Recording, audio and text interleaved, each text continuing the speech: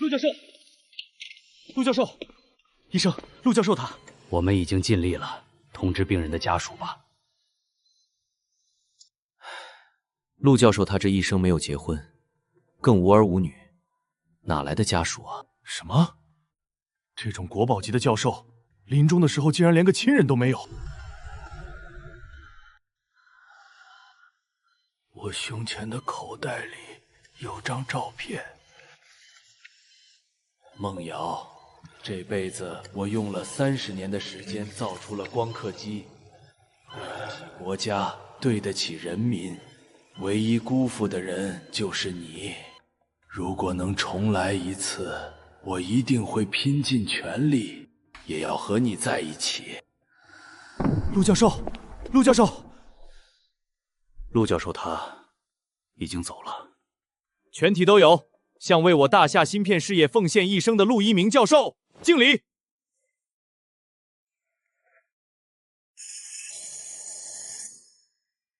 2025年研究生考试现在正式开始。醒醒醒醒！这是考场，不是你睡觉的地方。要睡你回家睡去。这是考研的考场，我重生了。我想起来了，上一世我就是因为这场考试失利，没有考上研究生，所以才被梦瑶她的父母强行将我们拆散的。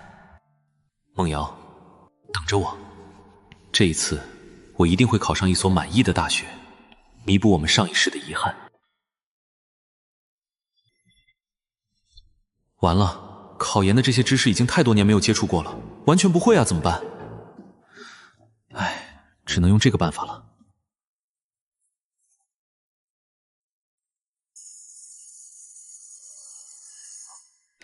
一鸣，这边。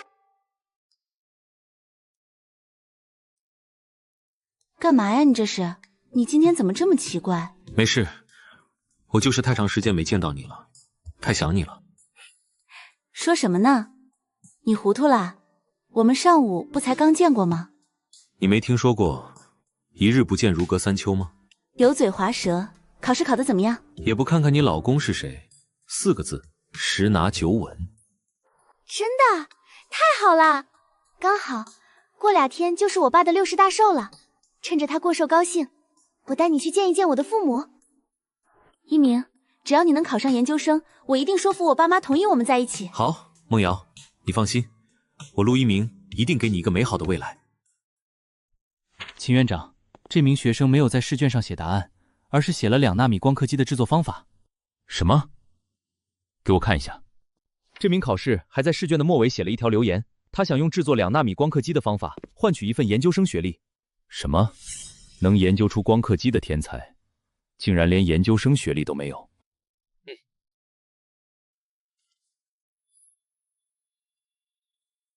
马上找人验证这张试卷，如果他的方法真的可靠的话，别说是研究生学历，我院长这个位置给他当都行。你看看这些年轻人，不是博士就是教授，哪一个不是人中龙凤？也不知道那个陆一鸣给咱女儿灌了什么迷魂汤，让梦瑶非要和他在一起。什么专科学历？梦瑶不说她能考上研究生吗？哼，一个破大专出来的废物，还想考研晋升？我看他就不是做学术的那块料。我已经跟咱女儿说了，如果这小子考不上研究生，我是无论如何也不会让他跟梦瑶在一起的。叔叔，祝您生日快乐！刘氏集团祝李教授生日快乐，福如东海，寿比南山。小磊，你看你，来就来嘛，还带这么多礼物干嘛？哎，我来看叔叔阿姨，带点礼物不是应该的吗？我听说今天梦瑶她要带男朋友回来，我呢也追求了梦瑶这么多年了，就想来看看我这个竞争对手到底有多优秀。优秀？他优秀个屁呀！一个专科学历的毛头小子，也不知道怎么就给我女儿给迷成这样。什么？李梦瑶的男友竟然只有专科学历？真是不敢相信。我看他们马上就要分手了。就是。是啊，李家可是科研世家，书香门第，怎么会接受一个专科学历的女婿呢？叔叔，您没搞错吧？梦瑶她那么优秀，男朋友怎么会只有专科学历？哎，没搞错，就是专科学历。你说说我们李家都是搞学术的，我女儿更是年纪轻轻就当上了副教授，就这种废物怎么配得上我们李家？小磊啊，你刚从米国读完研究生回来，一会儿你可得帮我们劝劝梦瑶，只有你这样的高学历人才，才配当我们李家的女婿吗？也不能这么说，梦瑶不是说她考上研究生了吗？还是有机会继续深造的。是吗？我听说今天研究生考试出成绩，也不知道她考上了什么学校。什么？研究生考试的成绩已经出了？是啊，梦瑶她没跟你们说吗？那个陆一鸣不会是没考上研究生吧？要是真考上了的话，早就应该跟您报喜了。这个王八蛋，竟然还敢骗我！叔叔，不是我说他坏话。这个陆一鸣要是真没考上研究生，他跟梦瑶交往的事儿，您可要慎重考虑了。你是知道的，连研究生都考不上的话，他可是连咱们学术界的门槛都够不着啊，怎么配得上梦瑶她这么年轻的副教授呢？爸妈，介绍一下，这是我男朋友陆一鸣。你还有脸带这个废物过来？赶紧让他给我滚出去，有多远滚多远！爸，你这是干嘛呀？不是说好了，一鸣他考上研究生，你就同意我们交往的吗？他考上了个屁！我问你，今天研究生考试的成绩已经出来了，你为什么不跟我说？是不是这个废物连研究生都考不上？您消消气，叔叔。我的成绩到现在都没有下来，是因为我的研究生学位比较特殊，需要走特殊人才录取通道。笑死我了，还特殊人才录取通道？你知不知道研究生特招有多严格？那是需要对国家做出重大贡献的。就你这样的废物，你能做什么贡献啊？刘磊，你怎么在这里？是不是你跟我爸说一鸣的坏话了？他的坏话还需要我说吗？能力不行，还满嘴谎话。特殊人才录取通道，简直让人笑掉大牙。你信不信由你，估计过一会儿就会有各大院校的人联系我了。秦院长，验证结果出来了，快给我看看。经过我们科研人员的验证，这张试卷上的2纳米光刻机制作方法完全正确可行。好，好，好，看来我们大夏真出了一位天才啊！对了，他提了什么要求来着？他想要一个研究生学位。马上通知全国各大高校的校长，全部都亲自去邀请陆一鸣加入他们学校。我要让全国高校的研究生席位任由他挑选。明白。你个废物，能不能别吹牛了？还全国院校都来邀请你，你到底考没考过研究生啊？考研是只能报考一家大学的，就算你考了满分，也不可能让全国的院校都来邀请你啊。就是，我们在座的各位可都是学术界的翘楚，你这么拙劣的谎话骗骗普通人也就算了，还想骗过我们？没错，我就在一所高校任职，我可没听说过我们学校有什么特殊人才录取通道。真是没想到，在科研界赫赫有名的李家，竟然找了一个骗子女婿。你看看你给我找的好女婿，满嘴谎话，连撒谎都不会撒。爸，我相信一鸣，万一他说的都是真的呢？叔叔，请你相信我一次，一般的考生确实只能报考一个学校，但是我是个例外，我对国家做出的贡献实在是太大了，所以我能破格收到全国各大院校的邀请。切，哈哈哈哈哈哈！都到这个时候了，你怎么还在嘴硬啊？承认自己是个连研究生都考不上的废物，有那么难吗？好，那你说，你做出了什么重大贡献，能让全国的高校都邀请你去读研？因为我研究出了纳米级别的光刻机。你说什么？你再说一次。我说我研究了纳米级别的光刻机。我没听错吧？他说他造出了光刻机，这光刻机可是制造业的高端设备啊，全球都没有几台。他说他造出来了。他这种学历，只有专科的人，估计是在网上随便听到个词，就敢在这里信口开河了。哈哈哈哈，这真是我听过最好笑的笑话了。你个废物，怎么敢张口就来的啊？你知不知道光刻机是什么东西啊？我当然知道，这个世界上应该没有人比我更了解光刻机了。陆一鸣，纳米级别的光刻机可是我们大夏好几代科学家都没有研究出来的东西。你是说你一个专科生靠自己独立研究出来了？你当我们大夏学术界的这些人是吃干饭的吗？没错，就凭我一个人。一派胡言！我看你是彻底疯了。秦院，清北的校长已经到陆一鸣的家里了，但是并没有找到陆一鸣。帝都大学的校长已经去过他的学校了，也没有找到他。这个陆一鸣，到底还能去哪里呢？手机卫星信号定位到了没有？找到了，卫星信号定位显示陆一鸣在江城大酒店。江城大酒店，那不是李金瑞教授的寿宴吗？立刻让各大高校的校长赶往江城大酒店。另外，给我准备专机，我要亲自见一见这位天才。明白。陆一鸣，想要研究出纳米级别的光刻机，需要最尖端的实验室和多次的试错实验。你个废物，进过实验室吗你？我确实没进过实验室，所以我并没有制作出实体。但是我已经将纳米光刻机的制作方法写在我的研究报告上了。够了！之前我一直以为你只是智商不够，所以考不上研究生。现在我才发现你这个人品行也有问题。小小年纪就满嘴谎言，信口开河，我是不会让我女儿和你在一起的。你给我滚，滚出我家！爸，你干嘛？你还敢护住这个骗子？我相信一鸣。都这个时候，你还相信他？我看你也糊涂了。梦瑶，只要你跟这个废物分手，跟我在一起，我们柳氏集团愿意每年出1个亿的资金给厉家作为科研经费。刘磊，有几个臭钱就了不起了吗？你满身的铜臭味只会让我觉得恶心。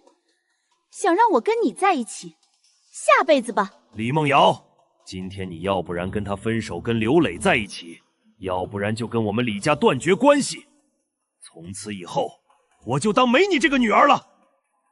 你们为什么就不能相信一鸣一次呢？你让我怎么相信他？我相信他会造光刻机，还是相信他会被全国的高校抢着特招录取？根据手机卫星定位，应该就是在这里吧。你就是陆一鸣吧？我是清北大学的校长，我是来专门邀请你来我们清北大学攻读研究生的。什么？你说你是谁？在下清北大学校长周志远，如假包换。什么？清北大学可是我大夏的顶级学府啊！这种学校的校长怎么会来咱们江城这个小地方？难道那个陆一鸣说的是真的？他真的被清北大学特殊录取了？滚滚滚！赶紧给我滚！刘磊，你想干什么？你是不是疯了？还清北大学的校长？说吧，这个废物花了多少钱请你来配合他演戏？你觉得我的身份是假的？不然呢？堂堂清北大学校长会为了他这样一个废物专程赶到江城？谁信啊？你问问他们信不信？我不信，这老头一看就是陆一鸣这个废物找来的演员。就是，你别说这老头演的还挺逼真的嘛。老东西，我不管这废物花了多少钱请你来演戏，现在马上给我滚出去，要不然就别怪我不客气了。一叶障目不见泰山，给我睁大你们的狗眼，好好看看，这是什么？清北大学校长周志远。哼，这假证做的还挺逼真的嘛。你干什么？刘磊，你是不是疯了？我疯了？我看是这个老不死的疯了！立刻给我滚蛋，否则我就要送你进去蹲监狱了。送我去蹲监狱，还真是好大的口气！你凭什么？就凭你伪造清北大学的证件，冒充清北大学的校长。你又不是清北大学的人，你怎么就这么敢肯定我是冒充的？我告诉你，我们江城刘家可是科研世家，与清北大学有多项研究类的合作，你还敢在我面前冒充清北大学的校长？老子只要给清北大学打个电话，就能马上把你这个废物送进监狱。哼，江城刘家，我还以为是谁，不过是跟在我们学校屁股后面混饭的一家小公司罢了。你说什么？马上停止我们学校与江城刘氏集团合作的所有科研项目，公开招标，寻找新的合作对象。都到这个时候敢跟我装？停止和刘氏集团的合作，你还真当自己是清北大学的校长了？是真是假，你很快就知道了。陆一鸣，你为了跟孟瑶结婚，还真是想尽了办法，找来了个这么敬业的演员。你们不是喜欢假冒吗？我让你们演个够！来人啊，把这2个人给我抓起来，送到执法局去。希望你不要后悔。后悔？我会后悔。我唯一后悔的事就是没有早点回国，让你这种废物有了趁虚而入、接近孟瑶的机会。刘磊，你闹够了没有？我告诉你，就算没有一鸣，我也绝对不会和你这种人在一起的。刘磊，你个王八蛋，是不是活腻歪了？敢给老子在外面惹事儿！什么？我什么都没做啊，爸。小兔崽子，你还敢撒谎！清北大学都给我打电话了，说你冒犯了清北大学的校长，要取消和我们刘氏集团的所有合作。我们兜家已经被你搞得要破产了。什么？这不可能！这不可能啊！他怎么可能真的是清北大学的校长？怎么样，现在还要送我进监狱吗？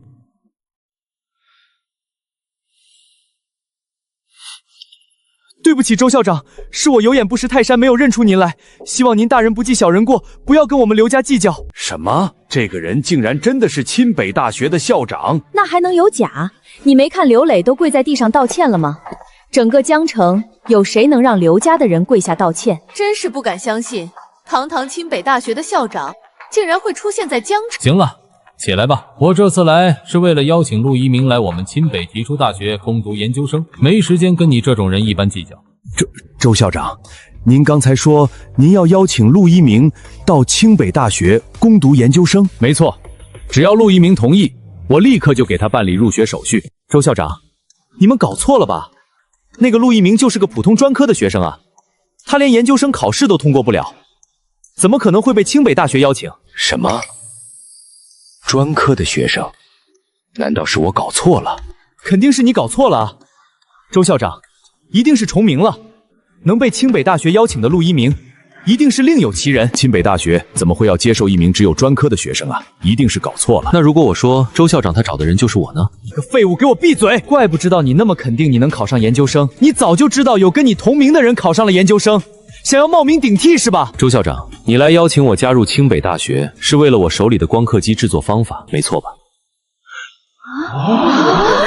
没错，我这次来的任务就是邀请光刻机的发明者陆一鸣加入我们清北大学。这么说来，我没有搞错。什么？我没听错吧？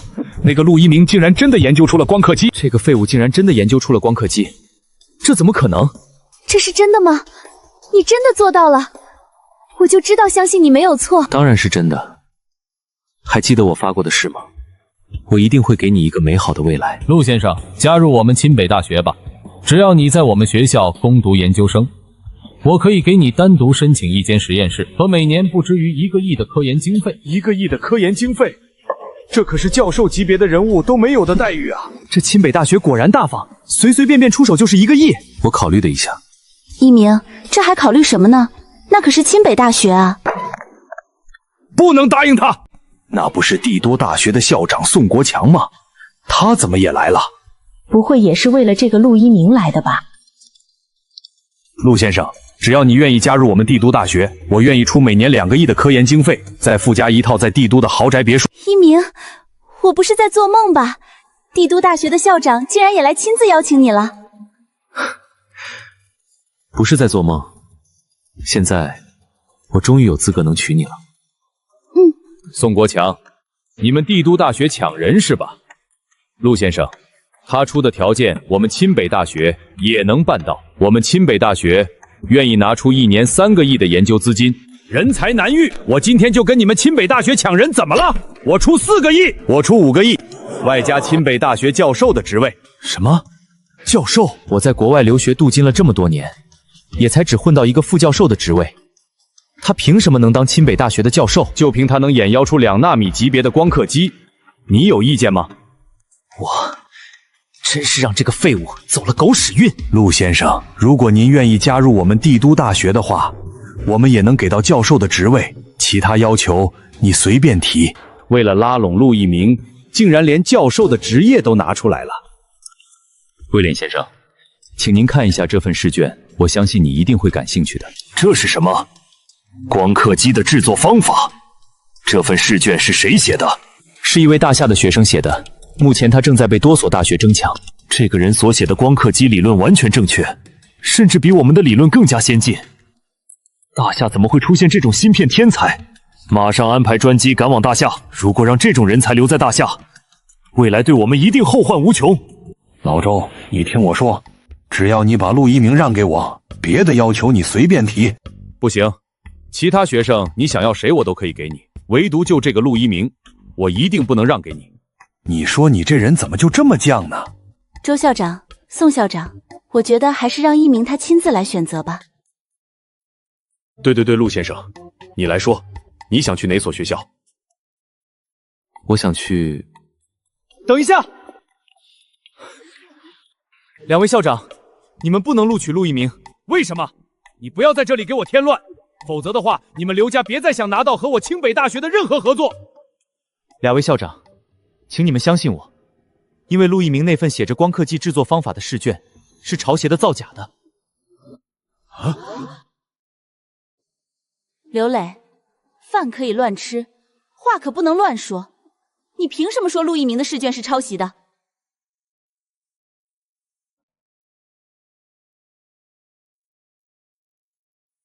各位，你们好好想一想，陆一鸣如果真的是能造成光刻机的天才，怎么会只是一名专科学生呢？又怎么会连研究生考试都无法通过，需要走捷径来考取研究生呢？老周，他说的还真有点道理啊。是啊，陆一鸣的这份试卷确实还存在很多的疑点。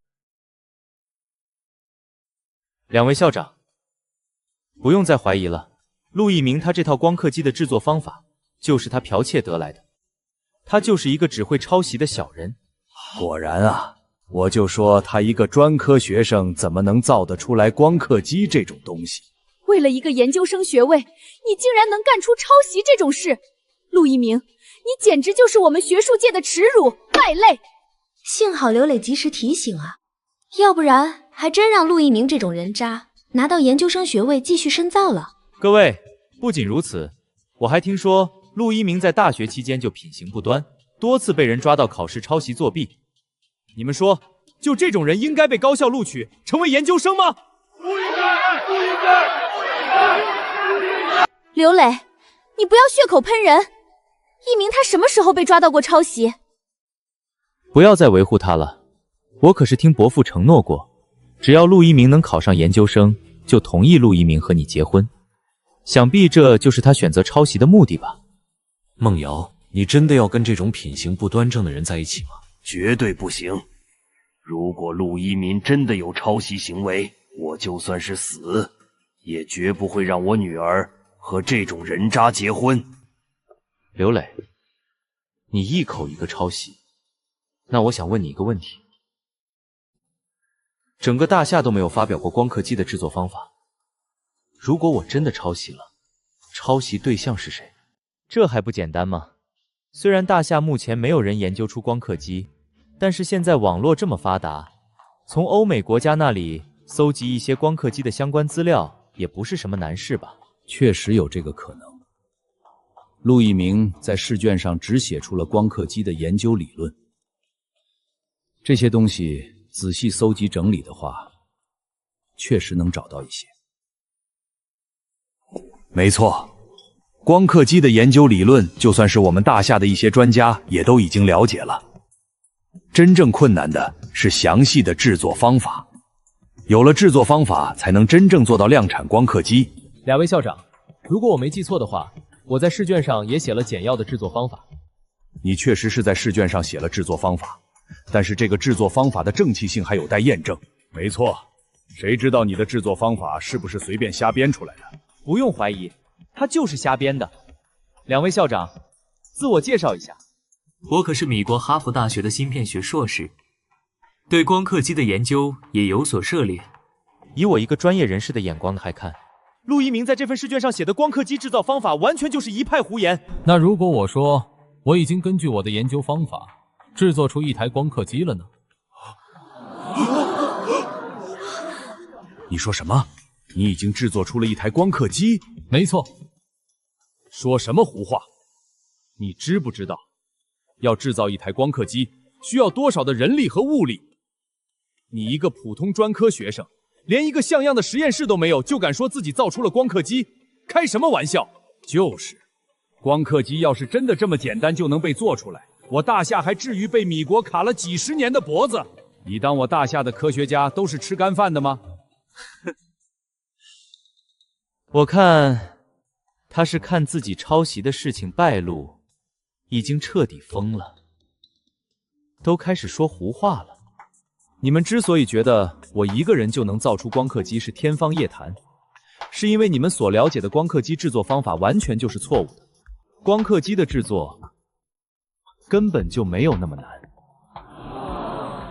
你的意思是说，全世界对光刻机的理解是错误的？没错。开什么玩笑！你知不知道，目前全世界最先进的光刻机技术全部来自于米国？你一个连研究生都考不上的废物，怎么敢质疑米国伟大的光刻机科技？为什么不能质疑？马上，全世界就都要知道，米国人都无法做到的低成本批量生产光刻机的技术，我们大夏做到了。我呸！一派胡言！你就吹吧你！就大夏这种低端落后的光刻机技术，还想赶超米国？你睡没睡醒啊你？就凭你这种废物，还想赶超米国？下辈子吧！你知不知道为什么我们大夏的光刻机技术发展一直停滞不前？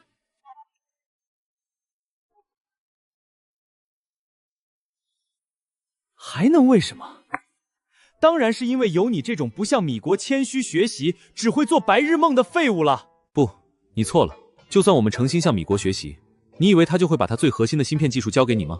我大夏芯片技术发展如此落后，不是因为我，恰恰而是因为你这种人。因为我，老子可是米国的芯片学硕士。你说我阻碍了大夏芯片产业的发展？没错，就是因为有你这种不思进取、崇洋媚外的牧羊犬，我大夏的芯片才一直无法发展。想要真正的发展芯片行业，就不能盲目的向米国学习，而是要自主创新，才能造成属于我们大夏人自己的光刻机。说的比唱的好听，你倒是造一个出来给老子看看啊！没错，多说无益。陆一鸣，既然你说你已经研究出了光刻机，那就把你制作的光刻机拿出来证明一下吧。光刻机体积庞大，我肯定无法拿到婚宴上来。不过我想，这个已经足够帮我证明了。这是计算机芯片？不对，这芯片的款式从来没有在市面上出现过。难道说，这芯片是你做出来的？没错，这枚芯片正是由我所研发的纳米级光刻机制作出来的。天哪！难道说他真的仅凭一个人就研发出了光刻机？这怎么可能？就连米国研发光刻机也需要几百人的团队和大量的资金，他一个人怎么可能做到？我知道是怎么回事，这个家伙肯定是在这儿故弄玄虚，他手里这枚芯片一定是假的。刘磊，两位校长还没有说话，你凭什么说陆一鸣的芯片是假的？这还用问吗？光刻机这种东西造假很困难，但是芯片造假却很容易。这个废物为什么拿不出光刻机，却能拿出一枚芯片？就是因为他的芯片是伪造的。刘磊，要不要打个赌？如果我的芯片不是伪造的，该怎么办？好啊，你这破芯片如果是真的，我当场给你磕头道歉；但是如果是假的，我要你跪着给我从这里爬出去，并且放弃和孟瑶结婚。好，这个提议好。如果这个陆一鸣真的芯片造假，我女儿绝对不能嫁给这种无才又无德之人。陆一鸣，你敢跟我赌吗？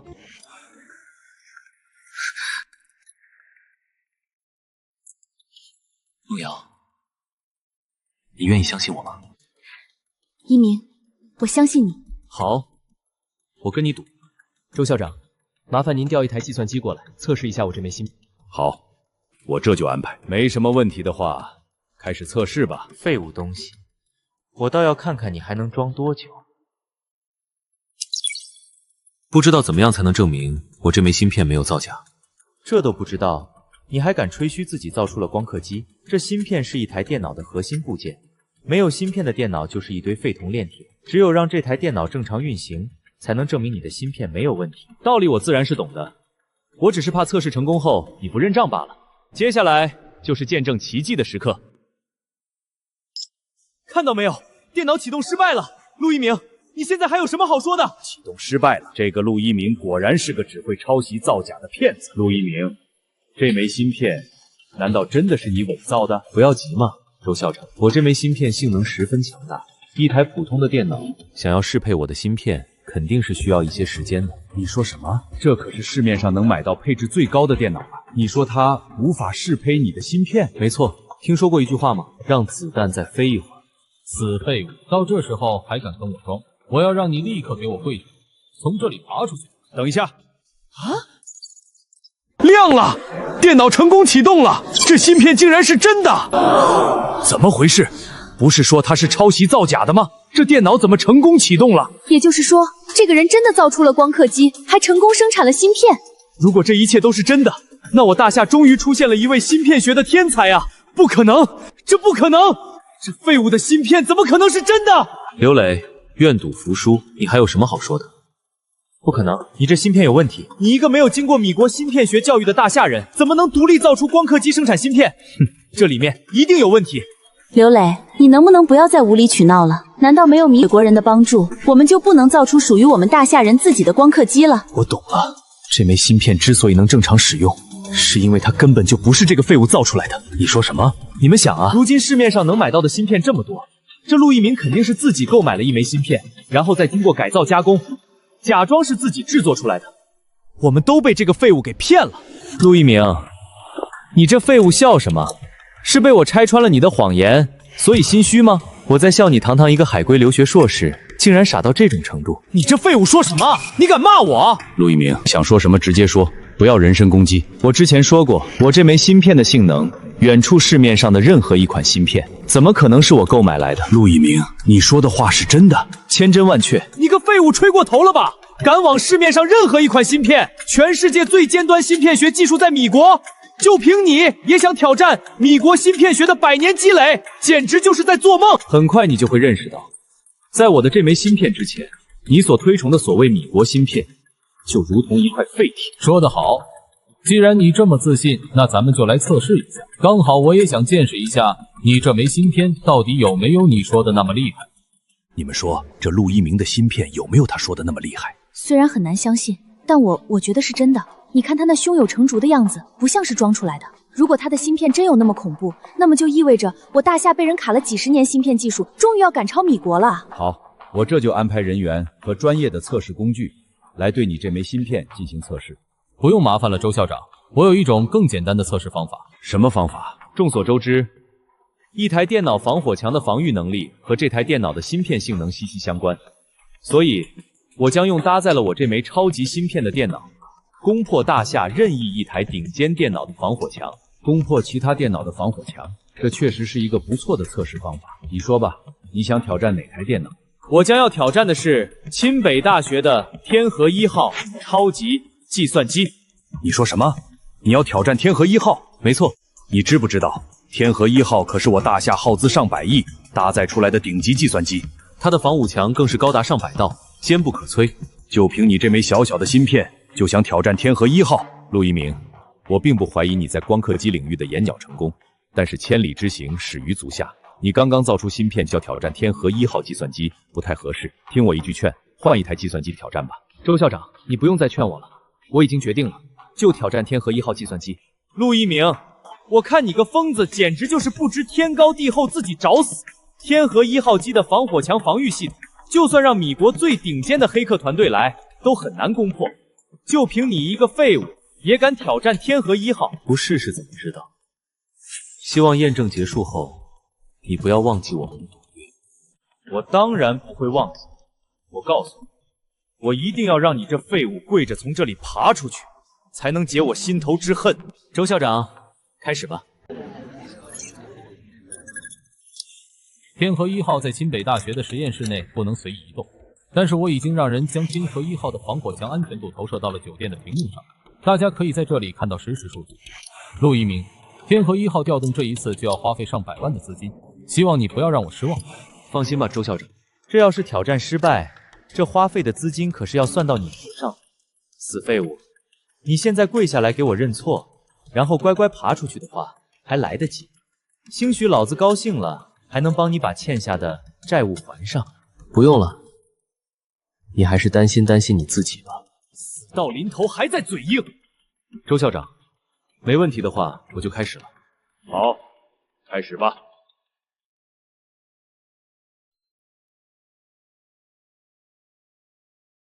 你们说，这陆一鸣能挑战成功吗？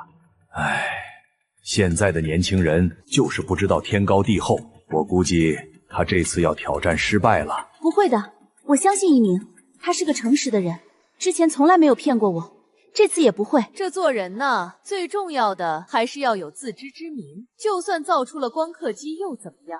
敢挑战我大夏最顶级的天河1号计算机，不还是死路一条？一鸣，你可千万不要让我失望啊！这都多久了，一点进展都没有。老宋，天河1号可是有着上百道防火墙，没那么容易攻克，再给他点时间吧。老周，你我都是懂计算机、懂芯片的人，不必再帮他拖延时间了。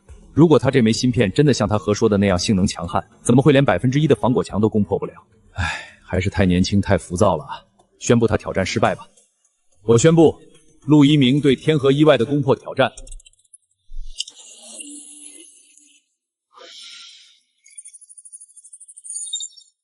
等一下，有进度了，有进度了！这小子竟然真的凭借一枚小小的芯片，就攻破了天河1号的防火墙！不敢相信，这简直就是奇迹！看来我大夏真的出了一位芯片天才。太好了，一鸣，我就知道你一定可以的。天哪，他竟然真的成功了！他竟然真的攻破了天河1号！都给我闭嘴！你们都在那儿激动什么呢？他才仅仅攻破了1%，还有99%没有攻破呢，这有什么好吹嘘的？刘磊，你不要在这里无理取闹了。天河1号的上百道防火墙，哪怕是仅仅攻破了1%，都足以证明陆一鸣的这枚芯片性能有多强悍。没错，市面上任何一款芯片都无法达到这攻破天河1号1%的效果。我想这个成绩已经足够证明这枚芯片是由陆一鸣独立创造出来的，没有任何的作假成分。跟我有什么关系？这个废物可是亲口说他要彻底攻克天河1号计算机的。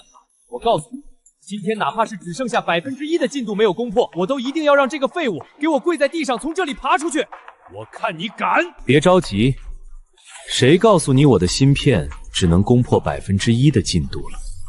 我没看错吧？攻破进度竟然还在涨，90%、80%，天河1号的防火墙进度只剩下80%了，进度竟然还在涨，难道这都还没有达到这枚芯片的极限性能吗？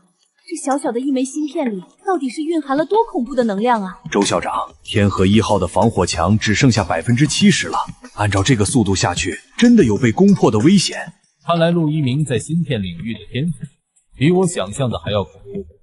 不过，我们清北大学耗资100亿造出来的天河1号，也不是这么容易就被攻克的。我倒要看看他这枚芯片的极限到底在哪儿。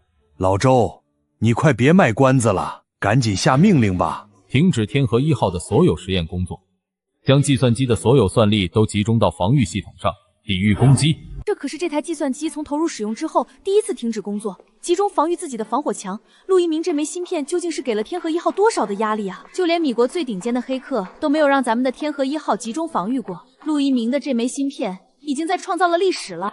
计算机在集中防御后，防火墙的防御系数将提高几十上百倍。你的这枚芯片应该已经测试出它的极限了。别灰心，你是我见过在芯片方面最有天分的人了。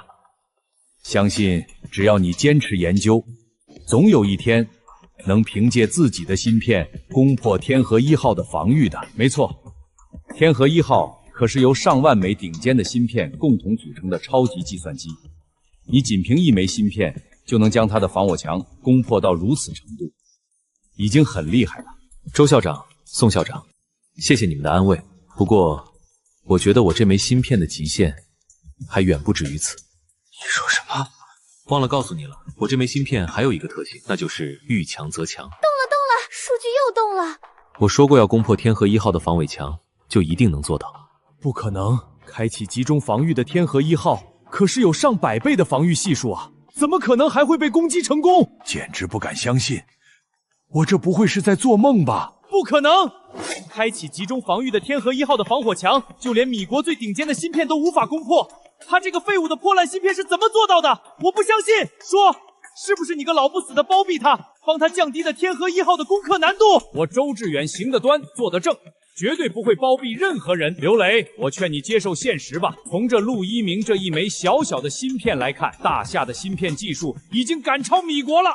天哪，数据还要再变！天河1号的防火墙只剩下30%了。难道他真的要单凭一枚芯片就要一举攻破天河1号的防火墙了？开什么玩笑！那可是开启集中防御的天河1号啊！数据停止变化了，看来这枚芯片的性能终于是到达极限了。可惜啊，天河1号在最后还是守住了最后一部分防火墙。不过这枚芯片所展现的恐怖性能已经超乎我们所有人的预料。可惜啊，太可惜了。我还以为真的能看到天河1号的防火墙被攻克这种奇迹呢。一鸣，别灰心，你已经证明自己了，我相信你总有攻破它的一天的。不用担心我，好戏才刚刚开始呢。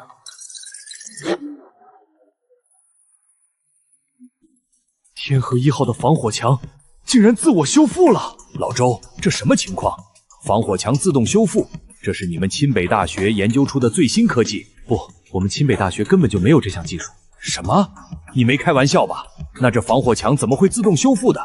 这不科学呀！我知道是怎么回事了。天河1号的防火墙进度之所以还是100%，是因为它根本就没有被攻破过。刘磊，你在胡说些什么？刚才攻克进度到达90%，大家可是都看到了。就是，我们刚才每个人都亲眼看到了，我们可以为他证明。那你们怎么解释防火墙为什么突然自己修复了？解释不了吧？我猜测陆一鸣根本就没有攻击远在清北大学的天河1号计算机，而是攻击黑掉了各位眼前的这块屏幕，这样就可以篡改屏幕上的数据来欺骗大家了。这个家伙就是个彻头彻尾的骗子。老周，他说的是真的吗？不是没有这种可能，毕竟我们找不到其他理由来解释为什么防火墙会突然自己修复。难道说陆一鸣他真的作假了？陆一鸣，你的谎言被我拆穿了，你现在还有什么好说的？你是真傻还是假傻？你什么意思？竟然连我没有攻克天河1号，仅仅是黑掉屏幕这种理由都想得出来，你也真是有够好笑的。陆一鸣，我看你是找死！被我拆穿了谎言，还敢这么猖狂！我要你立刻给老子跪下来！刘磊，你干什么？干什么？当然是履行我们的赌约了。他可是亲口说，他这破芯片能攻克天河1号的，现在他没有做到，我要让他跪下来给老子道歉！一鸣他是造出我们大夏光刻机的功臣，我看你敢！你给我起开！该死的助手，不要用你的脏手碰他！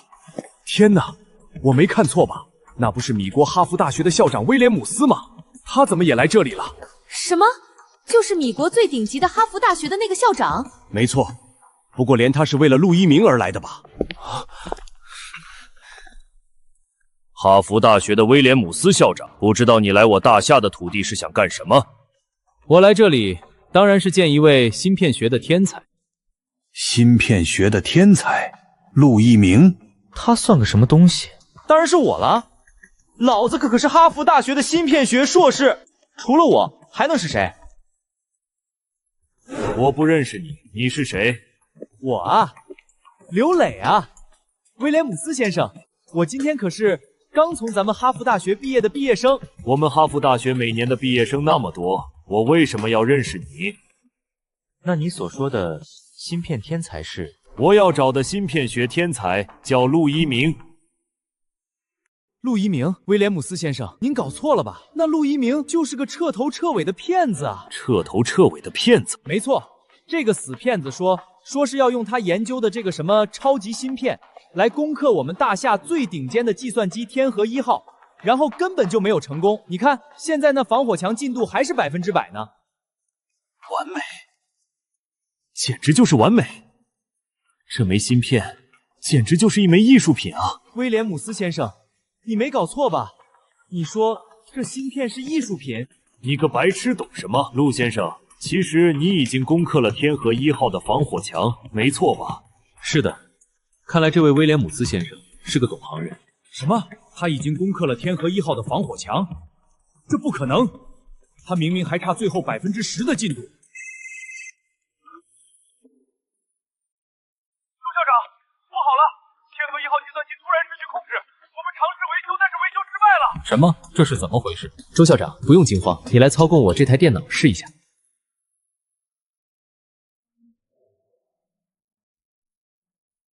这台电脑竟然可以在千里之外操控天河1号计算机？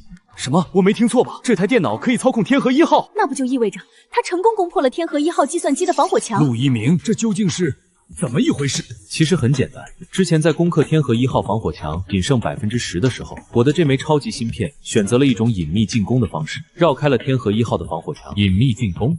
这种进攻方式可是要比直接进攻需要花费芯片10倍以上的算力。你的这枚芯片竟然可以做到隐秘进攻？没错，这才是我这枚超级芯片的全部实力。在进攻成功后，芯片自动夺取了天河1号的操控权限，并修复了天河1号的防火墙，所以才出现了你们看到的那一幕。真是没想到，集我整个大夏的力量，花费了上百亿资金建造的天河1号计算机，竟然真的会输给一枚小小的芯片，真是长江后浪推前浪啊！两位校长，现在可以证明我研究出了纳米级的光刻机了吧？够证明了，太够证明了。那么现在就到了履行赌约的时刻了。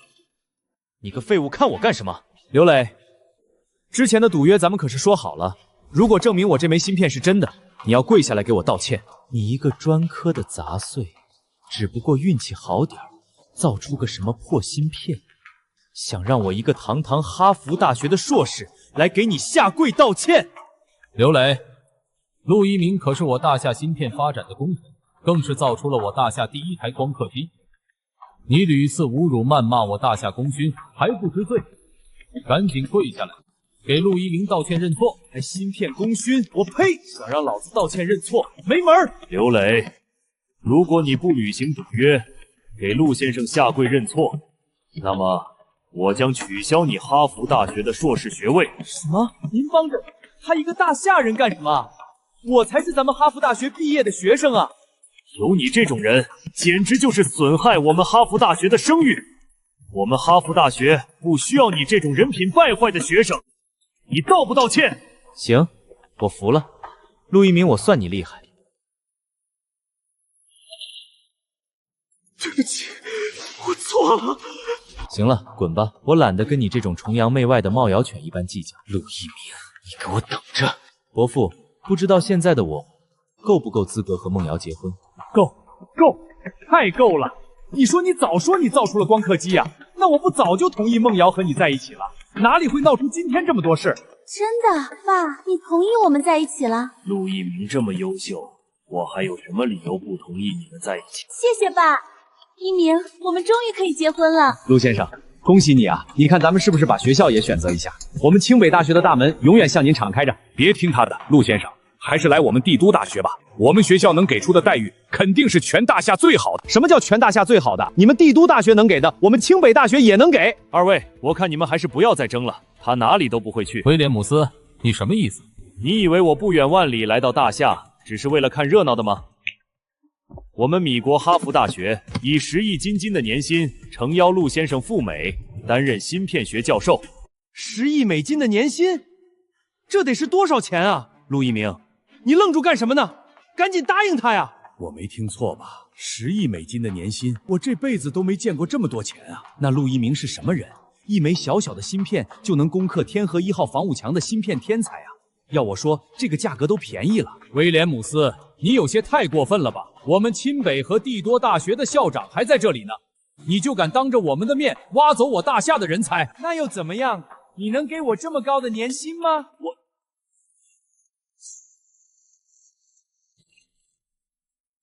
这个世界，金钱才是净道理，你还不明白吗？有钱就了不起啊！有钱就可以随便挖我大夏的人才。抱歉，有钱就是可以为所欲为。你，陆先生，您还在犹豫什么呢？我们哈弗大厦不仅能给你提供优渥的待遇，还有这个世界上最顶级芯片实验室，在那里你可以完成你的梦想，让你的超级芯片更上一层楼。做出你的决定吧。一鸣，你不能答应他。李梦瑶，你说什么胡话呢？那可是要跟你结婚的男朋友啊！你竟然劝他放弃10亿美金年薪，你知不知道这结婚以后这些钱可都是你的啊！你是在担心陆于米国以后会跟你分居2地吗？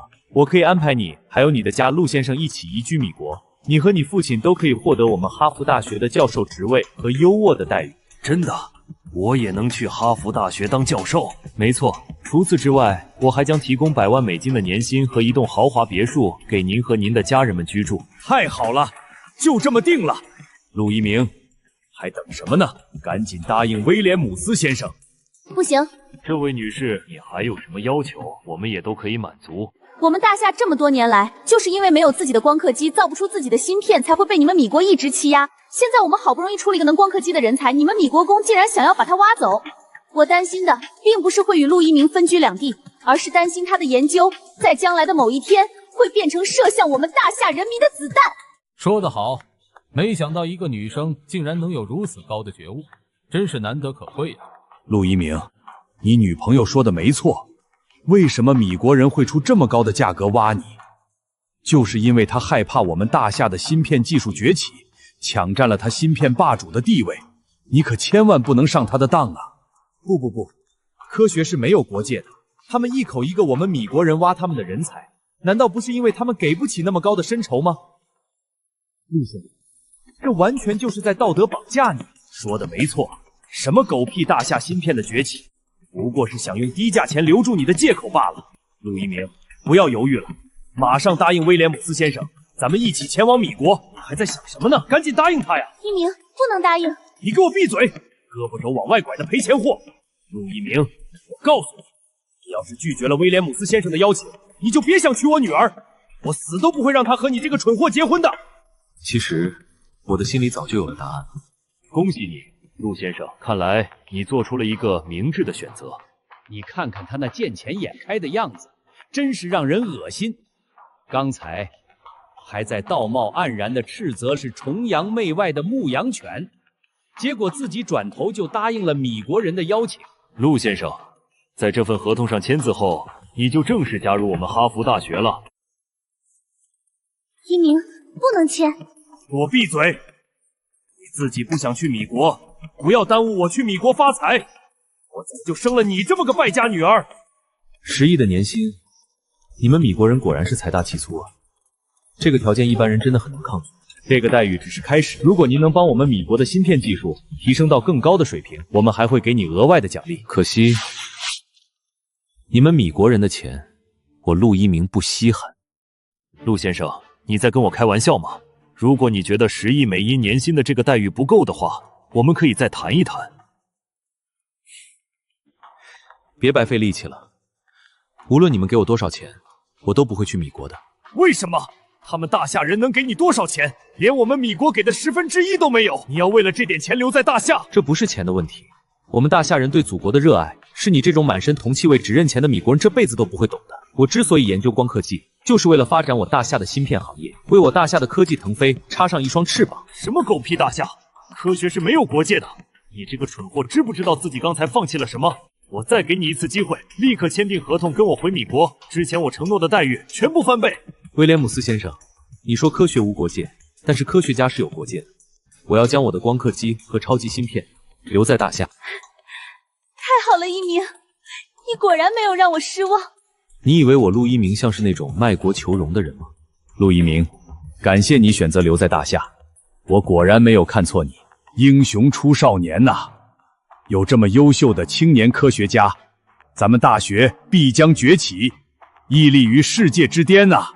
蠢货，白痴！你一个低贱的大夏人，竟然敢拒绝我！陆一鸣，我会让你后悔的！威廉姆斯，我不怕你，因为我知道我们大夏的科技即将崛起，我们再也不是从前那个任由你们米国人欺压的大夏了。废物，给我闭嘴！知不知道你拒绝了什么？我很清楚我拒绝了什么。陆一鸣，老子的发财梦被你彻底毁了！我告诉你，你永远都不要想再见到我的女儿，更别想跟她结婚。走，跟我回家。我不回去，我要跟一鸣在一起。如果你不同意我们之前的婚事，那我就跟你绝父女关系。你说什么？你要跟我断绝父女关系？没错，如果你还这般执迷不悟的话，你就不配当我父亲。我看你是反了天了！我今天必须好好教育教育你。伯父，你冷静一下。梦瑶她不仅是你的女儿，更是一个独立的成年人，请你尊重她的选择。我冷静什么？你知不知道去了米国，我们一家全都能过上人上人的生活，现在全都被你毁了。陆先生，看来你所谓的爱国，不仅让你错失了巨额的财富，更是得罪了未来的岳父，真是愚蠢至极啊！为了过上人上人的生活，就要背叛自己的国家吗？李伯父，金钱固然很重要，但是比金钱更重要的是做人的底线。就是啊，爸，我跟一鸣留在大夏一样可以过得很好。我不想看你们背叛了自己的国家，去到米国，遭受所有大夏人的谩骂，遗臭万年。米国是很美好，但是终究不是我们的家乡。伯父，你放心，我一定会用我的芯片技术，将咱们大夏建设得更加美好，终有一日赶超米国的。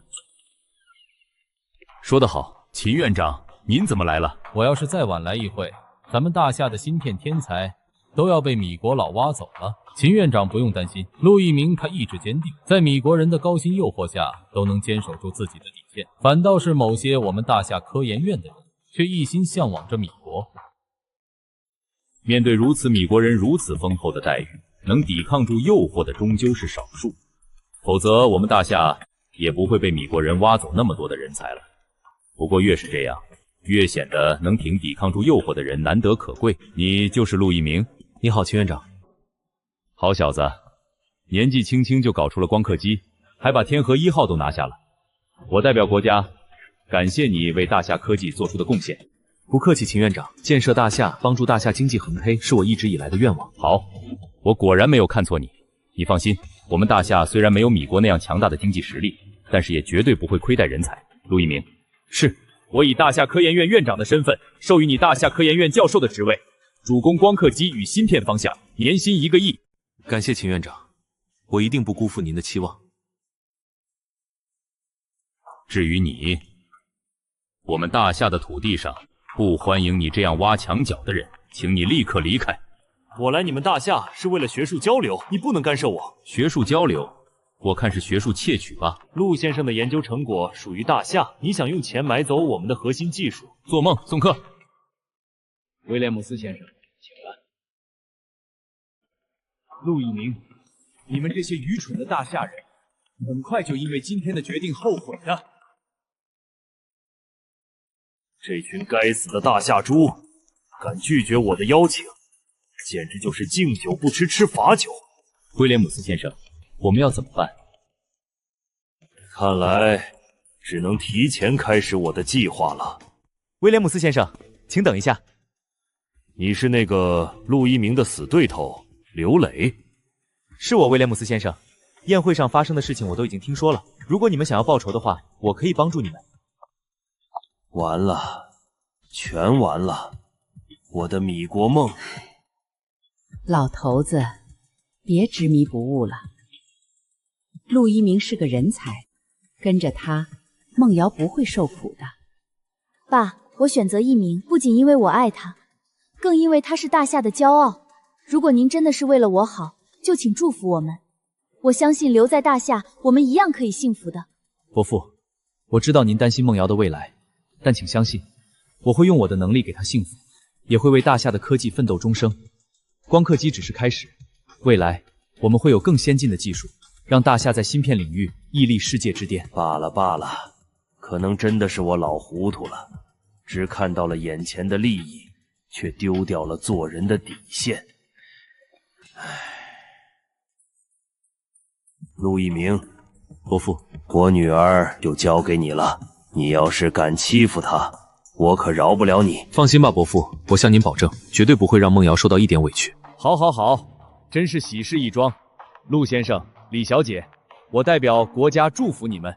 周志远在，帮陆先生准备婚宴现场。1周后，我要亲自为这对新人主持婚礼。厉梦瑶女士，你愿意嫁给陆一鸣先生吗？无论贫穷与富贵，都愿意支持他，不离不弃吗？我愿意。那陆一鸣先生，你愿意娶李梦瑶女士为妻子，永远珍惜她、爱护她吗？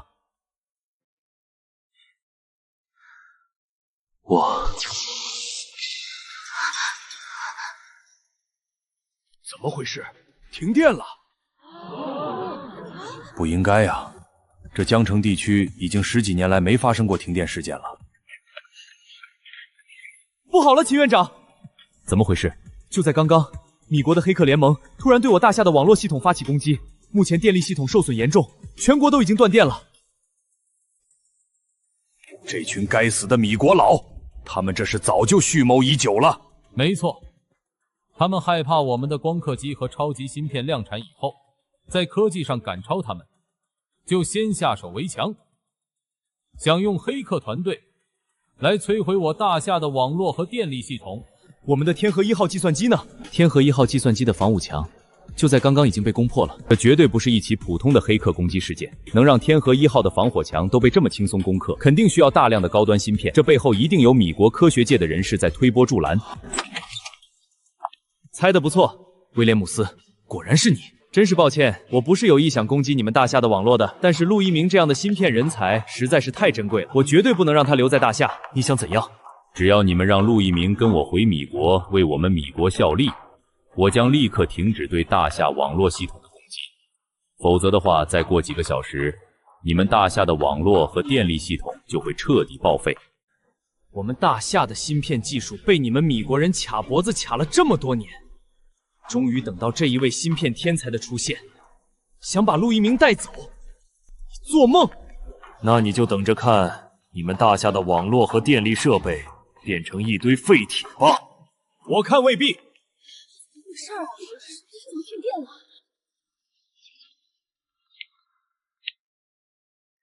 秦院长，麻烦你立刻帮我准备一台能连接芯片的电脑，还有发电机这些设备。好，我这就安排。你这是要……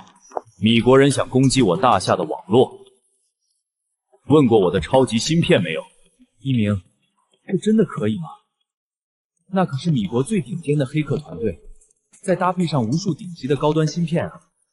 你这一枚芯片真的能防御住他们的攻击吗？理论上是可以的，不要忘了，我的超级芯片可是也攻克过天河1号防火墙的。好，我相信你。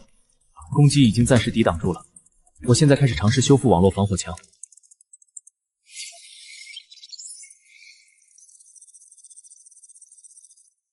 涨了，涨了！防火墙真的开始修复了，太好了！防火墙开始修复了，我们大厦有救了！你们这群大厦人真是愚蠢的很。威廉姆斯，你们米国黑客团队的攻击已经被我们瓦解了，你竟然还能笑得出来？我笑的是你们的天真。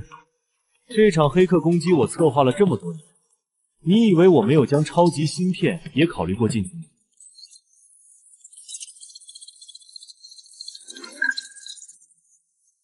怎么回事？这修复进度怎么又下降了？一鸣，有办法解决吗？马上咱们的修复计划就有功亏一篑了啊！奇怪，对方的黑客团队竟然在短短一会儿的时间，就找到了抗衡我超级芯片的方法。他们好像对我的超级芯片十分了解。这不可能，超级芯片可是机密项目，美国人怎么会有超级芯片的资料？不错，我们确实有关于这枚超级芯片的资料。至于怎么获得的，还要感谢我的朋友刘磊。我早该想到是你的。没错，就是我，陆一鸣。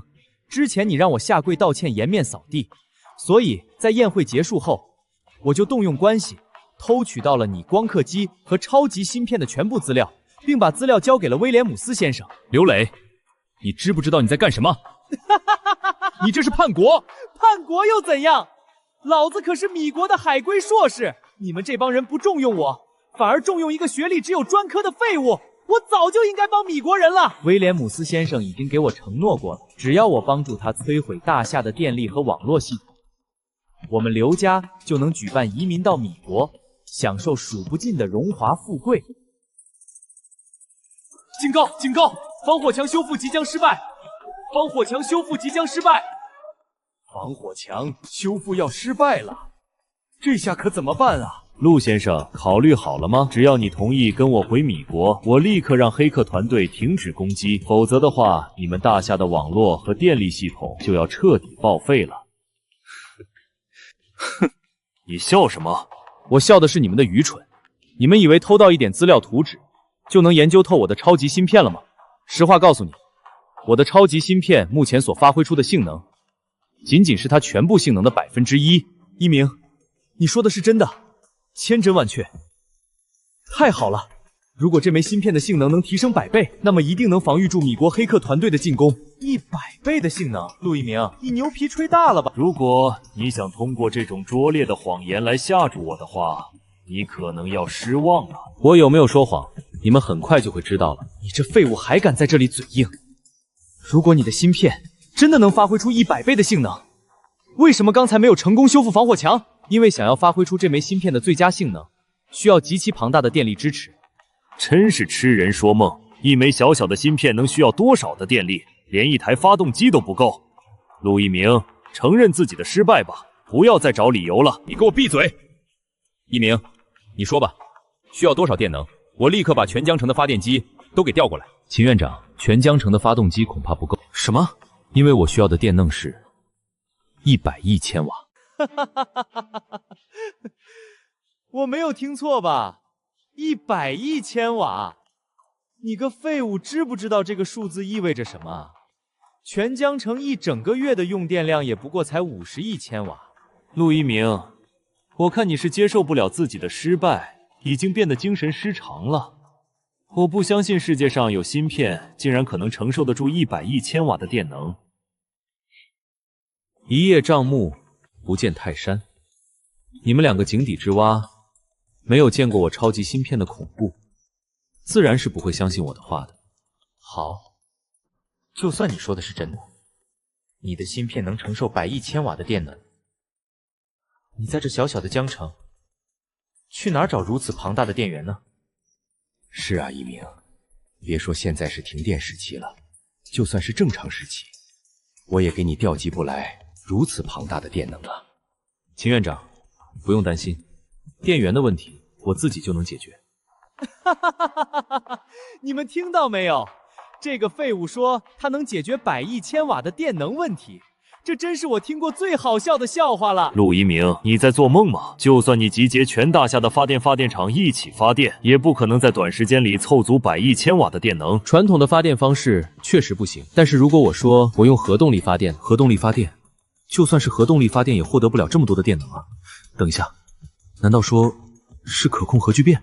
没错，就是可控核聚变。只要掌握了可控核聚变，电能只不过是一个取之不尽、用之无暇的数字罢了。常规的核能发电是不可控的聚变，所使用的只有一小部分核能的能量，大部分能量都挥发浪费掉了。而可控核聚变就是对核能达到100%的利用率，理论上可以达到无限的能量。无限的能量，真的假的？这听起来完全就是天方夜谭呐！说实话，我也不相信陆一鸣能研究出可控核聚变，但是这个时候只能死马当做活马医了。我没听错吧？可控核聚变？你弄个破芯片，真当自己是天才了？全球研究了100年多的可控核聚变都没有丝毫进展，就凭你也想研究出来？陆一鸣，我承认你很有科研天赋，但是远水解不了近渴。你们大夏的网络和电力系统危在旦夕，你是想在这么短的时间内研究出可控核聚变吗？我不是想在这么短的时间内研究出可控核聚变，而是我已经研究出来了。什么？陆一鸣，你说你已经研究出可控核聚变了？没错。陆一鸣，现在可是大夏危机存亡的时候，你可不能在这个时候开玩笑啊！秦院长，我没有开玩笑，我陆一鸣用我自己的生命担保，我真的研究出了可控核聚变。好，我相信你，大夏的未来就交给你了。放心吧，秦院长，只要有我在，任何人都不能损害我们大夏的利益。演戏结束了吗？你们这群废物到底要演到什么时候？还是说你们真的相信他研究出了可控核聚变？刘磊，你给我闭嘴！不管陆一鸣他的可控核聚变能否成功，他都已经为了大夏拼尽全力了，不是你这个卖国求荣的牧羊犬能比的。光会吹牛就能拯救大夏了吗？他不是研究出可控核聚变了吗？那就拿出来让我看看啊！好，既然你这么想看，那我就满足你。本来想再改进一下达到完美，现在看来是来不及了，只能提前让你在这个世界上显示了。这就是我研究出可控核聚变的证明。陆一鸣，你是魔怔了吧？这不就是一块普通的电池吗？跟可控核聚变有什么关系？这可不是普通的电池，这是一块核动的电池，这里面的能量就算用上100年、1000年都不会发生衰竭。核动力电池？你是说你把可控核聚变技术全部浓缩在这一块小小的电池里了？没错，就凭这一块核动力电池，就能产生上百亿千瓦的电能，为我的超级芯片供电。你糊弄谁呢？你以为随便找一块破电池来就能骗过我们啊？没错，按照人类目前的科技水平来看，将一整套可控核聚变浓缩进一块小小的电池，完全就是天方夜谭的笑话。我不相信。我不需要你们这群目光短浅的米国人相信，很快我会用事实向你们证明。好啊，这块电池要是真有你说的那么厉害，那你就证明给我们看看啊！我倒是要看看你这个骗子还能嘴硬多久。既然你这么想看的话，那就如你所愿。秦院长，麻烦您帮我把这块电池连接到酒店的电路中。好。这家酒店的电路与全江城的电路相连，一旦我的核动力电池成功启动，整个江城的电力都会瞬间恢复。你是说，这小小的一块电池能恢复整个江城的电力？哈哈哈哈！陆一鸣，我发现你还真是愚蠢至极啊！用一块电池给一整座城市供电，按照人类目前的科技水平，根本就无法做到。陆一鸣，我看你已经彻底疯掉了。愚蠢之极的到底是谁？你们很快就会知道。怎么回事？这才刚换上电池，酒店的灯光怎么就暗了？这还用想吗？当然是因为你们这群蠢货信了这个废物的话，把那个破电池接入酒店的电源了啊！真是一群愚蠢的大夏人！你们口中的核电电池连一个酒店的电都无法供应，何谈给整个江城供电？完了完了，这下连最后的希望也要破灭了吗？我就说这个陆一鸣不靠谱，怎么可能有人能把可控和聚变这么复杂的技术塞进这小小一块电池里吗？别这么说，就算结果不尽如人意，陆一鸣他也是为了拯救大夏努力过了。一鸣，这是怎么一回事？你快给大家解释一下呀！大家不用惊慌，核动力电池是需要启动时间的，稍等一会儿，整个江城的电力都会恢复正常。都到这个时候了，你还在嘴硬吗？你们这群蠢货用脑子好好想想，市面上哪款电池需要这么久的启动时间？核动力电池发电需要和聚变一系列复杂的操作，自然跟市面上那些普通电池有所不同。好啊，那你说说你还需要多少启动时间？我倒要看看你个废物还能跟老子装多久。睁大你的狗眼，好好看着。接下你将看到的是工业历史上的奇迹，整个江城都会因为这块核动力电池而闪耀。5、4、3、2、1，亮了，亮了，真的亮了！真是不敢相信，陆一鸣的核动力电池居然真的成功了！太好了，这下咱们大夏真的是有救了！报告秦院长，整个江城的供电系统已经全部恢复了。陆一鸣他没有说谎，他的核动力电池真的能为整个江城供电。太好了，太好了！陆一鸣，我代表大夏人民，由衷的感谢你。秦院严重了。不可能，这绝对不可能！可控核聚变是困扰世界科学家近100年的难题。怎么会被你一个大夏人破解？你到底是怎么做到的？威廉姆斯，不要再用你那老旧的眼光看待我们大夏了。从今天起，我们大夏的科技就开始崛起了。不可能！就算你真造出了核动力电池又如何？我不相信你的芯片能提升100倍的性能，更不相信你的一枚芯片就能防御住我们全米国黑客的进攻。那我就让你好好见识见识。各位，接下来就是咱们大夏绝地反击的时刻。核动力电源已连接，芯片性能释放已达到100%。涨了！防火墙的修复进度重新上涨了30%、50%、80%了。操级芯片真的能发挥出100倍的性能。各位，我宣布，大夏的防护墙已经修复完成，我们成功防御住了这次米国黑客的大规模落攻击。让我们把掌声输给我们的功臣陆一鸣。谢谢你愿意相信我，一直在我背后无条件的支持我。怎么会这样？我明明已经偷到光刻机和超级芯片的图纸了，为什么还是没法成功？你偷走的只是最简单的草图，奏级芯片的真正核心早就在我的脑子里了，是你能偷到的吗？什么？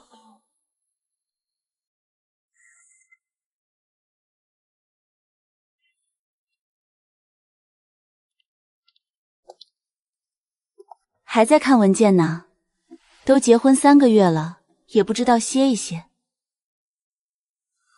没办法，秦院长刚给我批了个实验室，正在组建团队，这些简历我得一个个看。那也得注意身体啊，你现在可不是一个人了。我知道，我会注意的。小家伙今天乖不乖？乖得很，就是早上吐得厉害，现在好多了。要不你今天就别去学校了，在家休息一天。不行，下午还有2个学生的论文要改。再说了，我可不想让别人说李梦瑶嫁了人就变成全职太太了。谁敢这么说？我第一个不答应。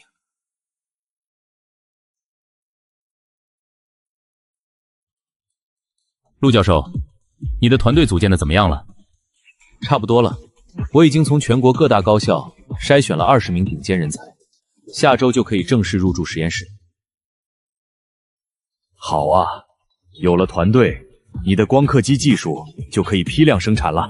没错，只要能量产，我们大夏的芯片产业就能彻底摆脱对国外的依赖。陆教授，你先看看这个，这是米国的芯片联盟。没错，根据情报，米国联合了欧洲、日维、韩国等10几个国家，准备组建一个国际芯片联盟，全面封锁我们大夏的芯片产业。什么？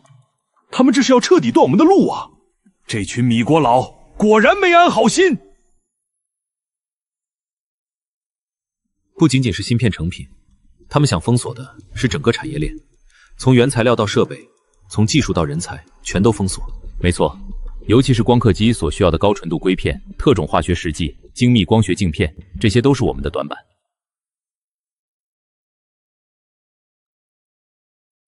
秦院长，给我时间，这些短板我一个个补上。好，我等的就是你这句话。各位，欢迎加入大夏芯片攻坚团队。在座的每一位都是我从全国筛选出来的顶尖人才，但我必须告诉你，接下来的路不会好走。陆教授，能跟您一起研究芯片，是我们的荣幸。没错，我们早就想为国出力了。陆教授，这些领域我们大夏的底子太薄了，想要突破恐怕需要很长时间。所以我们要换一条路走，这是我设想的全产业链替代方案。这是从零开始重建整个产业链。陆教授，这工作量也太大了。工程量再大也要做，我们不能永远被人卡脖子。从今天起，我们分成3个小组：材料组、设备组、工艺组。好，是，我亲自带队，3个月内我要看到突破。是。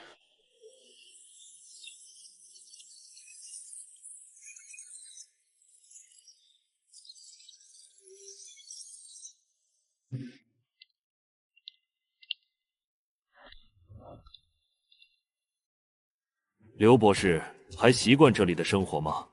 威廉姆斯先生，这里简直是天堂，比我在大夏的时候强100倍。那就好，你的资料对我们很有帮助。陆一鸣的光刻机技术，我们已经基本吃透了。这么快？你以为我们米国的科研实力是吃干饭的？不过我们发现一个问题。什么问题？陆一鸣的技术虽然先进，但完全是建立在一个我们无法复制的思路上。如果按照他的路线走，我们永远追不上他。您的意思是，我们要走自己的路？刘博士，你对陆一鸣最了解，我要你帮我们设计一种全新的芯片架构，彻底超越他。这，威廉姆斯先生，这可不是那么容易的事。事成之后，我给你1亿美金，外加米国绿卡，让你成为我们哈佛大学的终身教授。好，我干。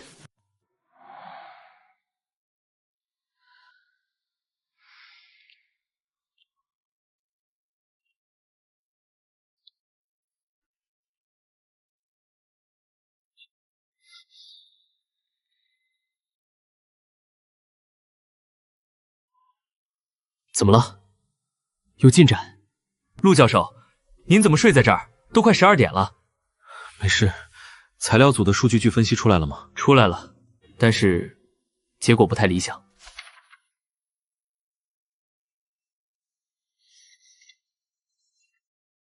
高纯度硅片的提存率只有30%，这离量产还差得远。我们已经试了10几种方法了。最好的就是这个结果。陆教授，咱们大夏在这方面的基础实在太薄弱了。不对，一定还有办法。常规的提存方法不行，那就换个思路。换个思路。你听说过等离子体离心提纯法吗？那是什么？我没听说过。是我之前看过的一篇国外论文里的概念，当时觉得太超前，就没在意。现在想想，也许这条路能走通。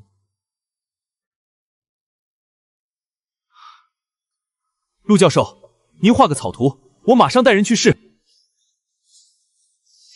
好，记住，关键是要控制等离子体的温度和转速，达到共振频率，才能实现完美的提纯。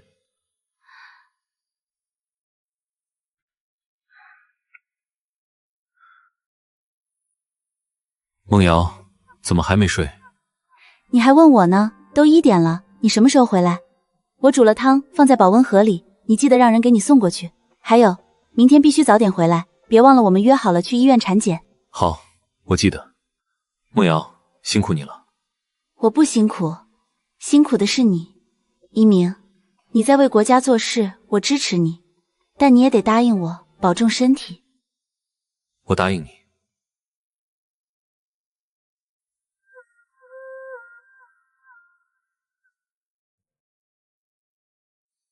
小家伙，你爸爸是个大英雄，你知道吗？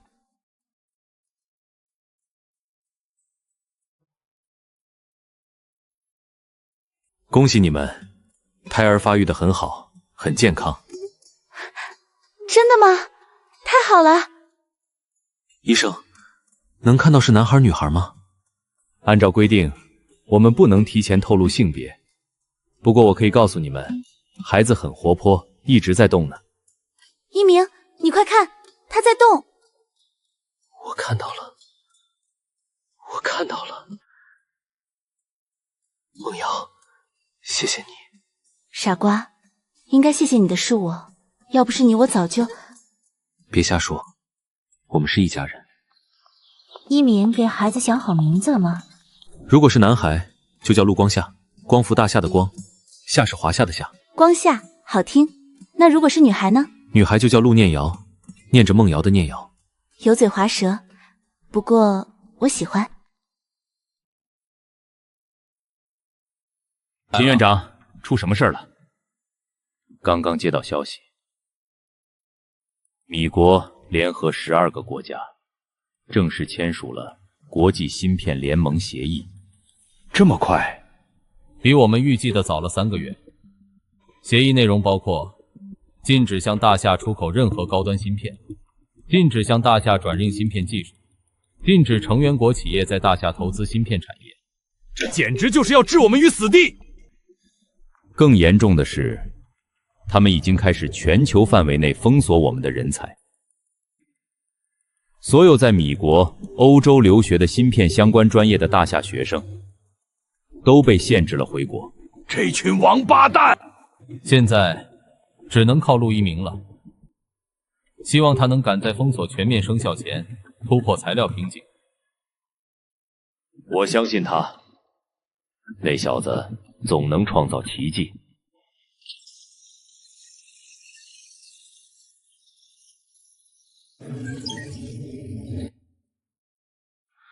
陆教授，准备好了，可以启动了。好，开始。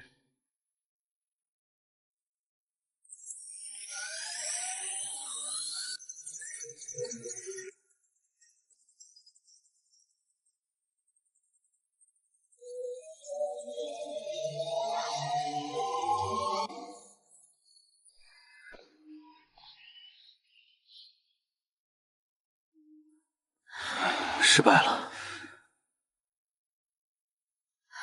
陆教授，这已经是第13次失败了。这个等离子体离心法是不是真的行不通？不，方向是对的，问题出在温度控制上。你们看这里，等离子体的温度变动太大，无法达到共振频率。可是我们已经用了最先进的温空系统，还是控制不住。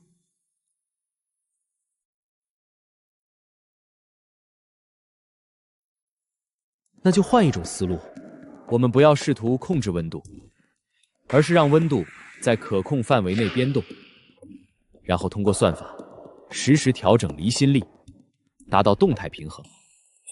这计算量也太大了，所以我们需要一台超级计算机来帮忙。秦院长那里不是还有一台天河2号吗？刘博士，有进展了吗？威廉姆斯先生，您看看这个。这是我自己设计的类脑芯片架构，它不是传统的2进制计算，而是模仿人脑的神经元结构，可以实现真正并进计算。你是说，这种芯片可以同时处理无数个任务？没错，而且最关键的是，这种架构完全不依赖陆一鸣的光刻机技术，就算他用再先进的光刻机造出来芯片，在架构上也无法和我们相比。好，太好了，刘博士。你果然是个天才，威廉姆斯先生，我早就说过，只要给我机会，我能做的比陆一鸣更好。放心，事成之后，我承诺的一切都不会少。现在，你需要多少人、多少资金，尽管开口。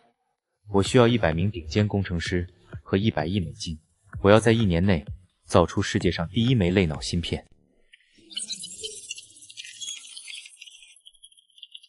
一鸣，天河2号的算力够不够？暂时够用，但是随着计算量的增加，可能还需要升级。好，我批，只要能突破材料瓶颈，你要什么我给什么。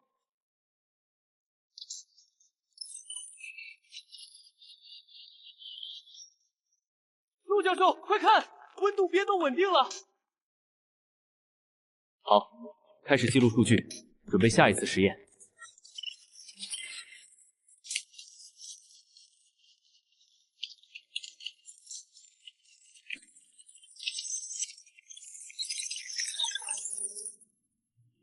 一鸣，你知道吗？你现在的样子，让我想起了年轻时的自己。秦院长，您太抬举我了。不是抬举，我是说你对科研的执着，对国家的热爱，比我年轻时强多了。大夏有你，是国之幸事。秦院长，您放心，我不会让您失望的。梦瑶啊，爸爸之前做错了，对不起你。爸，事情都过去了。我知道你心里还有气，可是爸爸现在真的想通了。陆一鸣是个好孩子，是爸爸有眼无珠。是啊，梦瑶，你爸这几个月天天念叨你，说想外孙了。爸妈，我其实早就不怪你们了，只是你们以后别再想着去米国了，行吗？不去了，不去了，我现在就在江城大学教书，挺好的。咱们大夏也挺好的。那个是啊，你看这房子，这小区多好啊！陆一鸣这孩子真有出息。他是有出息，就是太忙了，天天泡在实验室里。梦瑶，你可不能因为这个埋怨他，他是在为国家做事，是大英雄，你要支持他，懂吗？我懂，我一直都支持他。开始吧。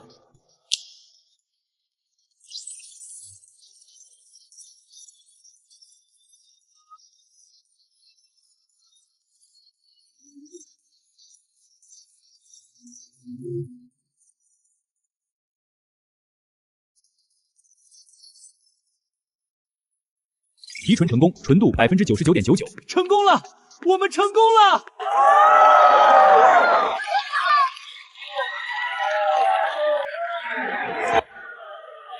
一鸣，好样的，好样的！秦院长，这只是第一步，接下来还有光刻胶、光学镜片，还有很多难关要过。不怕，有你在，我什么都不怕。走，今晚我请客，给你们庆功。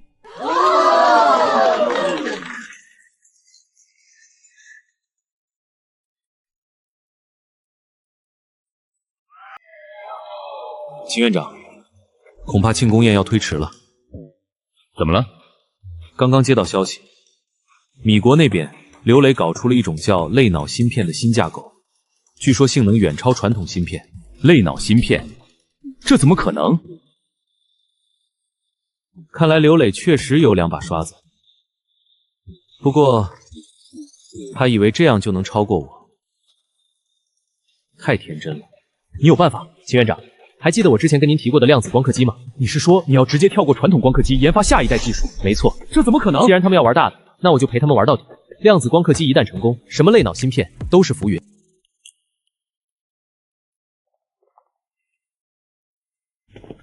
一鸣，你有把握吗？秦院长，您相信前世今生吗？什么意思？没什么，我只是想说，有些事我好像早就知道答案。不管怎样，我相信你。谢谢您，秦院长。对了，明天我想请个假。请假？你可是从来不请假的。明天是梦瑶的生日，我想陪陪她，而且我想告诉她一个好消息。去吧去吧，也该陪陪她了。替我向梦瑶问好。我会的。各位，今天召集大家来，是因为情况有变。米国刚刚宣布了芯片禁令 2.0， 这次不是简单的封锁，而是全球范围内的芯片铁幕，所有使用米国技术的公司一律不得与我们大夏合作。这意味着我们连最基础的芯片设计软件都拿不到了，连软件都封锁。这帮米国佬是铁了心要断我们的根。这位是陈万军，我们大夏基础材料研究院的院长。这位是林默，光学领域的青年才俊，刚从德国回来。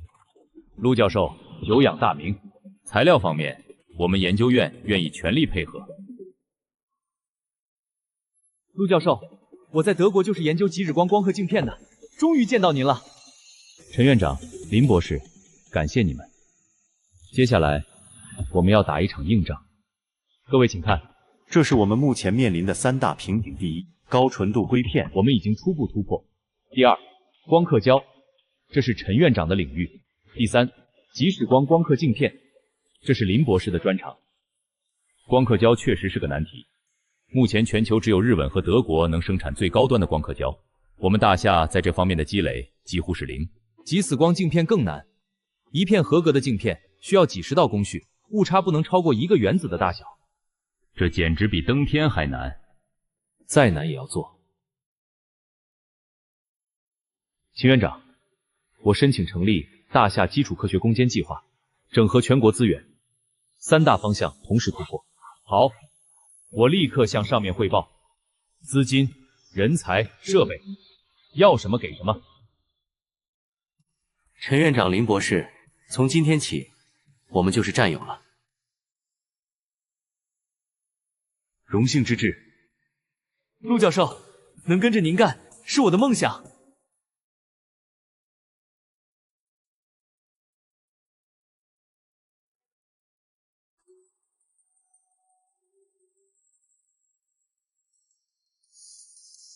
刘博士，这位是苏菲博士，我们米国最顶尖的芯片架构专家，他将加入你的团队，共同研发类脑芯片。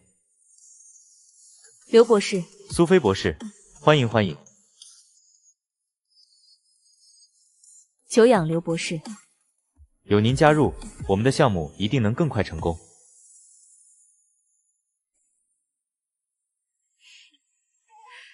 这就是你设计的类脑芯片原型，架构倒是新颖，但是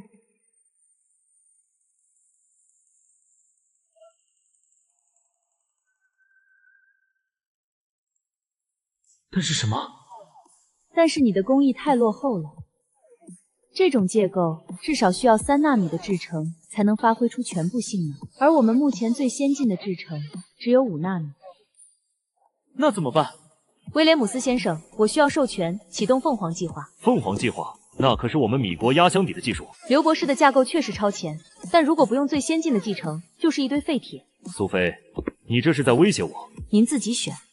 好，我批准。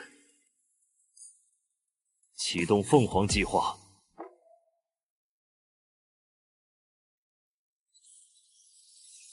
凤凰计划是什么？是我们米国秘密研发了10年的1阿米集成技术，本来打算再藏几年，现在看来不得不提前了。1纳米？这怎么可能？你以为只有你们大夏有天才？记住，这里是米国。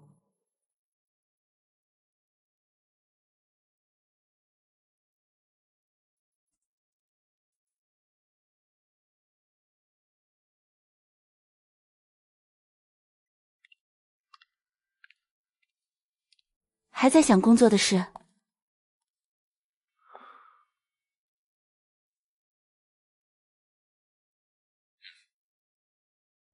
今天开会，情况比我想象的还要糟，米国那边可能要出大招了。什么大招？还不清楚，但肯定不简单。刘磊那小子在那边混得风生水起。一鸣，你怕吗？怕？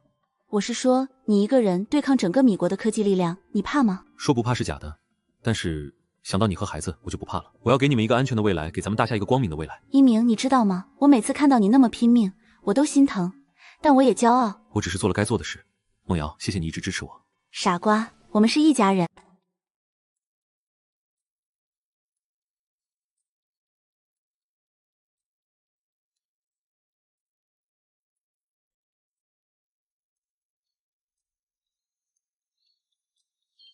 陈院长，第57次实验，光刻胶的均匀度还是不达标。让我看看数据。还是老问题，高分子聚合物的分子量分布太宽。我们已经试了几十种催化剂了，都不行。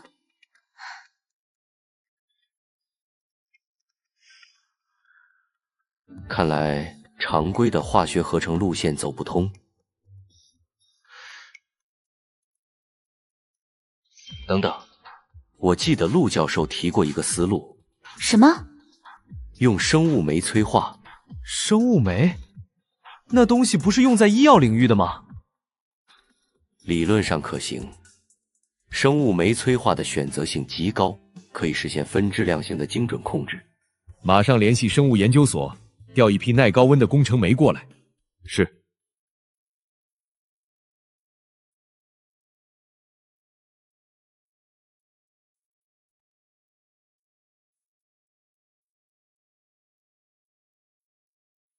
第23次抛光还是失败了。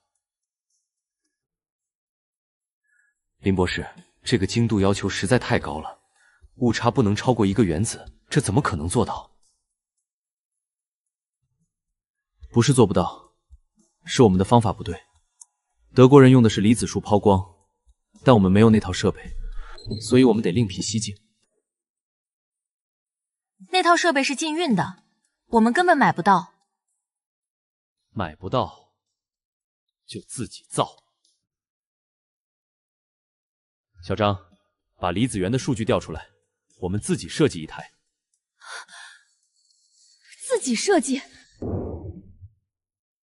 陆教授说过，没有人能卡我们的脖子。除非我们自己认输。开始吧。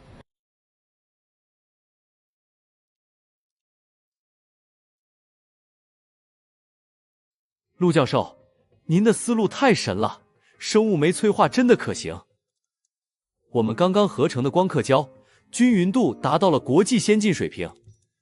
太好了，陈院长，你们辛苦了。陆教授，我们的离子束抛光机也设计出来了，正在组装，预计1周后可以试运行。这么快？林博士，你们光学所的效率真高。都是您那句话激励了我们，没有人能卡我们的脖子，除非我们自己认输。陆教授，说实话，之前我还觉得您太年轻，担不起这么大的担子，现在我是真服了。两位前辈过奖了，我不过是提了点思路，真正干活的是你们和你们的团队。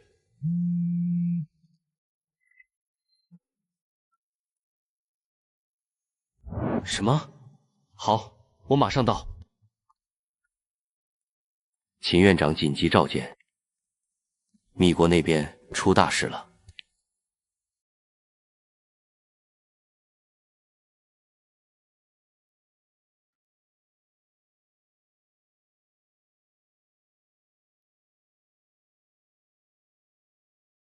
刚刚收到确切情报，米国启动了凤凰计划。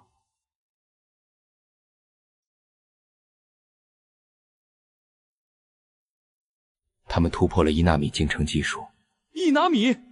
这怎么可能？1纳米进程意味着他们的芯片性能至少是我们的10倍，可能是100倍。一鸣，你有把握应对吗？秦院长，我需要时间。量子光刻机的理论我已经完善了，但是要造出来，至少还需要半年。半年？米国那边3个月就能量产1纳米芯片。院长，那就想办法拖住他们3个月。拖？怎么拖？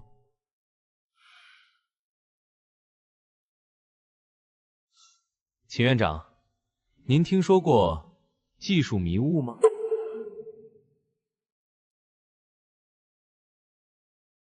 米国的芯片产业链主要集中在3个地方：硅谷的研发中心、德克萨斯的制造基地，以及亚利桑那的材料工厂。陆教授，您是想让我们破坏这些地方？不，那太低级了，而且容易引发战争。我要你们做的是散布技术迷雾。什么是技术迷雾？就是制造假象，让他们以为我们的技术已经超越了米国。这样一来，他们就会把大量资源投入到追赶我们上，从而放缓1纳米芯片的量产速度。你是说，让他们自己乱了自己的阵脚？没错。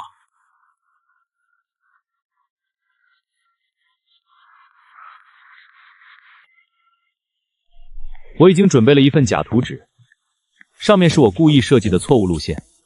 只要这份图纸被他们偷走，他们至少会浪费3个月的时间。可是，他们会上当吗？如果是别人，可能不会，但如果是刘磊，他一定会。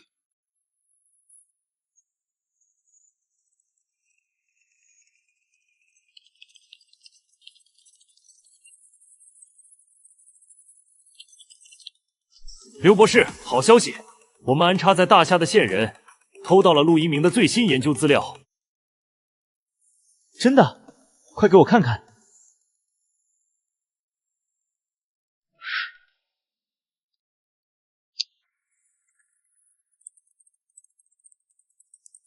天哪，他竟然在研究量子光刻机，而且已经快成功了！量子光刻机？这不可能，理论上还远不成熟。你不懂陆一鸣，他是个疯子，什么事儿都干得出来。你看，这是他设计的量子纠缠光源，如果真的能实现，我们的1纳米晶筹就是个笑话。这份资料有点奇怪。有什么奇怪的？陆一鸣的东西就是这样，天马行空，但偏偏能成。威廉姆斯先生，我们必须马上调整方向，全力研发量子光刻机，否则会被他甩开。可是，凤凰计划已经投入了上千亿，如果不调整，那上千亿就白花了。您自己选。好，我听你的。暂停凤凰计划，集中所有资源，攻关量子光刻机。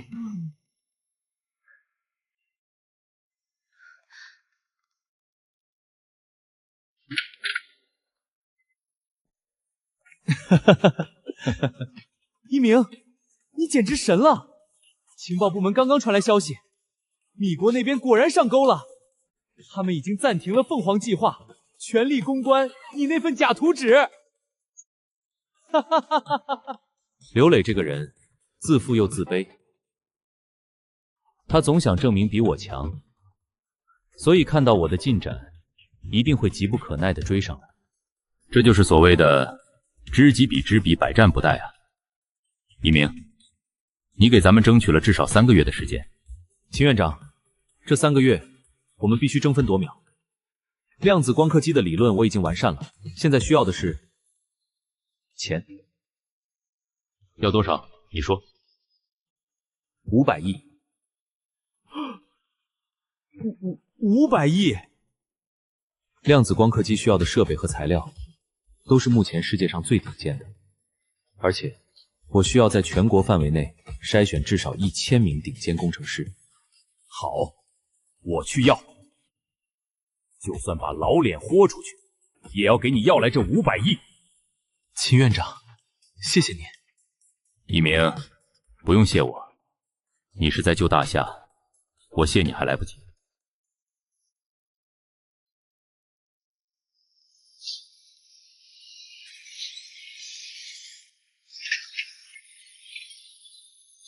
陆教授，那边就是量子光刻机的主厂房，预计2个月内封顶。这边是配套的镜片加工车间，这边是材料合成车间。林博士，辛苦你们了，这么短的时间能推进到这一步不容易。比起您在实验室里熬的那些夜，我们这不算什么。对了，陆教授，有个问题想请教你。你说，量子光刻机的核心是量子纠缠光源，这个理论上确实可行，但实际操作中，量子态非常脆弱，一点点干扰都会导致退光源。我们怎么保证光源的稳定性？问得好，这个问题我考虑了整整1个月。你看，这是我设计的量子屏蔽罩，用多层烧导材料构建一个绝对0度的环境，理论上可以隔绝一切外界干扰。天才，简直是天才！陆教授，我终于知道您为什么能成功了。为什么？因为您总能把最复杂的问题用最简单的方式解决。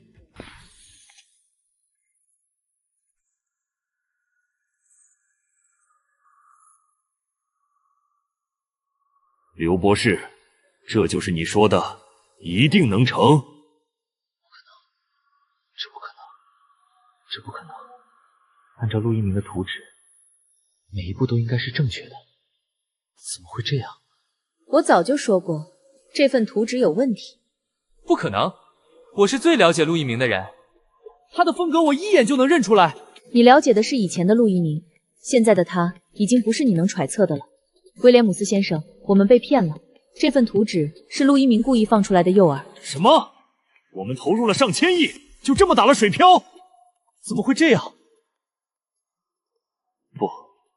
不会的，我不相信。刘博士，承认吧，你输给陆一鸣了，而且输得很彻底。我没有输，我怎么可能输给那个专科废物？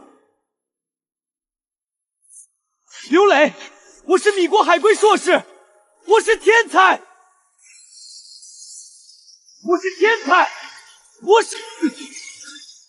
够了，刘博士，因为你错误的判断，米国损失了上千亿，浪费了3个月的时间。从现在起，你被解雇了。不，你们不能这样！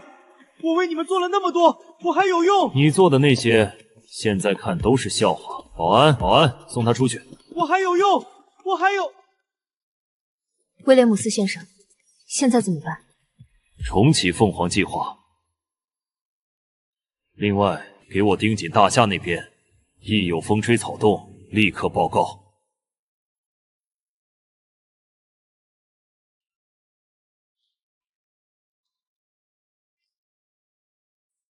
陆教授，量子光源第一次测试成功了，纠缠态保持了0.1秒。0.1秒，比理论预期的长了1倍，不错。陆教授，按照这个进度，我们真的能在3个月内造出量子光刻机。不能掉以轻心，米国那边发现被骗后，一定会全力加速投放计划。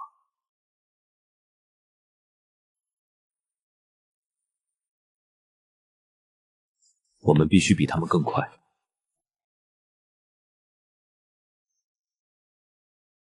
什么？好，我马上到。大家继续，我有急事。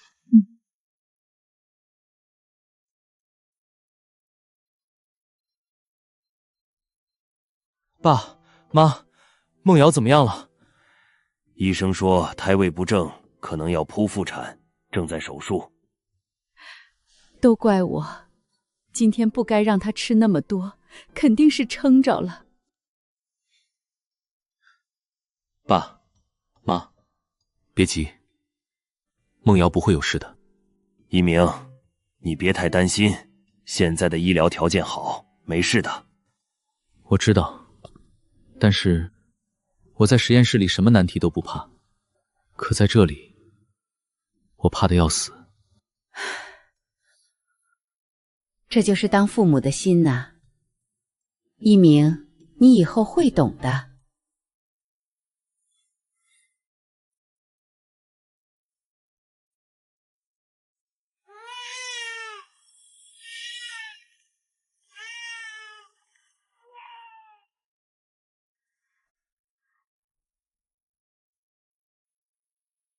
恭喜你，是个男孩，6斤8两，很健康。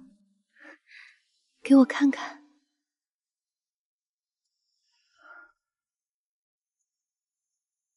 光夏，你是光夏，妈妈终于见到你了。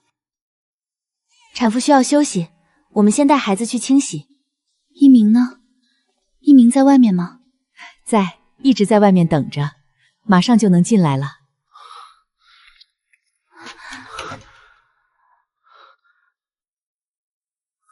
梦瑶，你没事吧？疼不疼？傻瓜，生孩子哪有不疼的？不过看到光夏，什么都值了。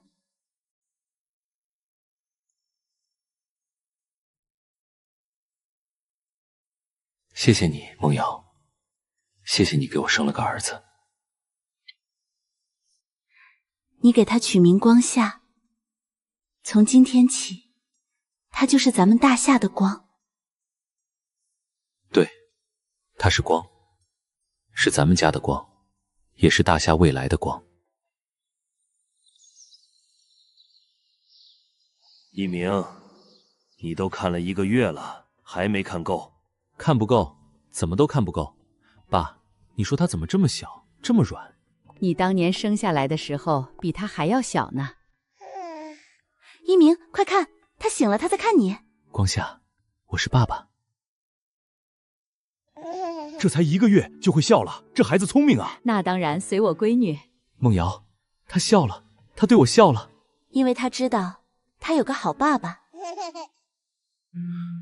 是秦院长。怎么了？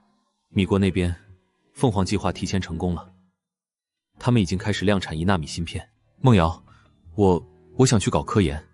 去吧。什么？我知道你想说什么，国家需要你，去吧。家里有我，有爸妈。梦瑶，你是大夏的脊梁，小光有我照顾，你尽管去。好，等我回来。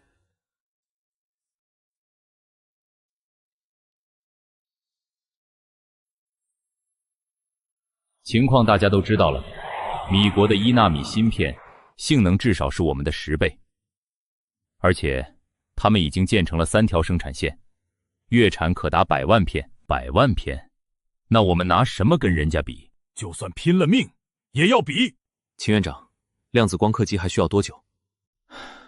最快也要2个月。2个月？秦院长，我有一个想法。你说。米国的1纳米芯片虽然先进，但是有一个致命弱点，那就是功耗太高。因为制程太细，漏电现象非常严重。理论上1纳米进程的漏电率是5纳米的10倍以上。没错，而我们的量子光刻机虽然进程不如它们细，但是量子效应可以实现零漏电，这意味着我们的芯片功耗可以做到它们的1/10。功耗低就意味着续航长，在移动设备领域，续航比性能更重要。陈院长说的对，所以我们要打一场差异化战争。米国追求极致性能，我们追求极致能效。好，那就这么干。一鸣，你全权负责，所有人都听你调遣。是。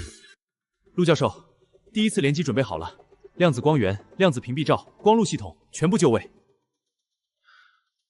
好，开始吧。量子光源启动，纠缠态生成，稳定度99.9%。光路校准完成，误差小于0.1纳米。目标光源就位，等待曝光。开始曝光。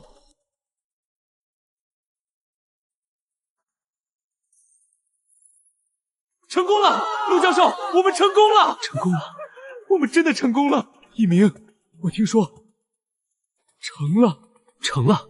好啊，一鸣，你做到了，你做到了！各位，今天我要宣布一个重大消息：经过3个月的艰苦攻关，以陆一鸣教协为首的大夏科研团队成功研发出世界上第1台量子光刻机。这台量子光刻机意味着我们大夏的技术正式迈入世界顶尖行列，从此以后再也不会被人卡脖子。陆一鸣，陆一鸣！谢谢大家，但我想说，这个成功不是我一个人的功劳，是陈万庭院长的材料团队，是林默博士的光学团队，是无数日夜奋战在一线的科研人员共同创造了这个奇迹。更重要的是，我要感谢一个人，我的妻子李梦乔。在我最艰难的时候，是她一直在背后支持我。在我儿子出生的那一刻，我本该陪在他身边，但他却对我说：“温家需要你，去吧。”梦瑶，谢谢你。光夏，爸爸给你，给咱们大夏争光了。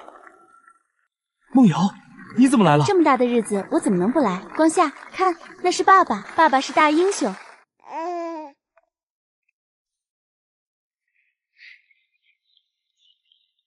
我宣布，从今天起，大夏芯片不再受制于人，必将屹立于世界之巅。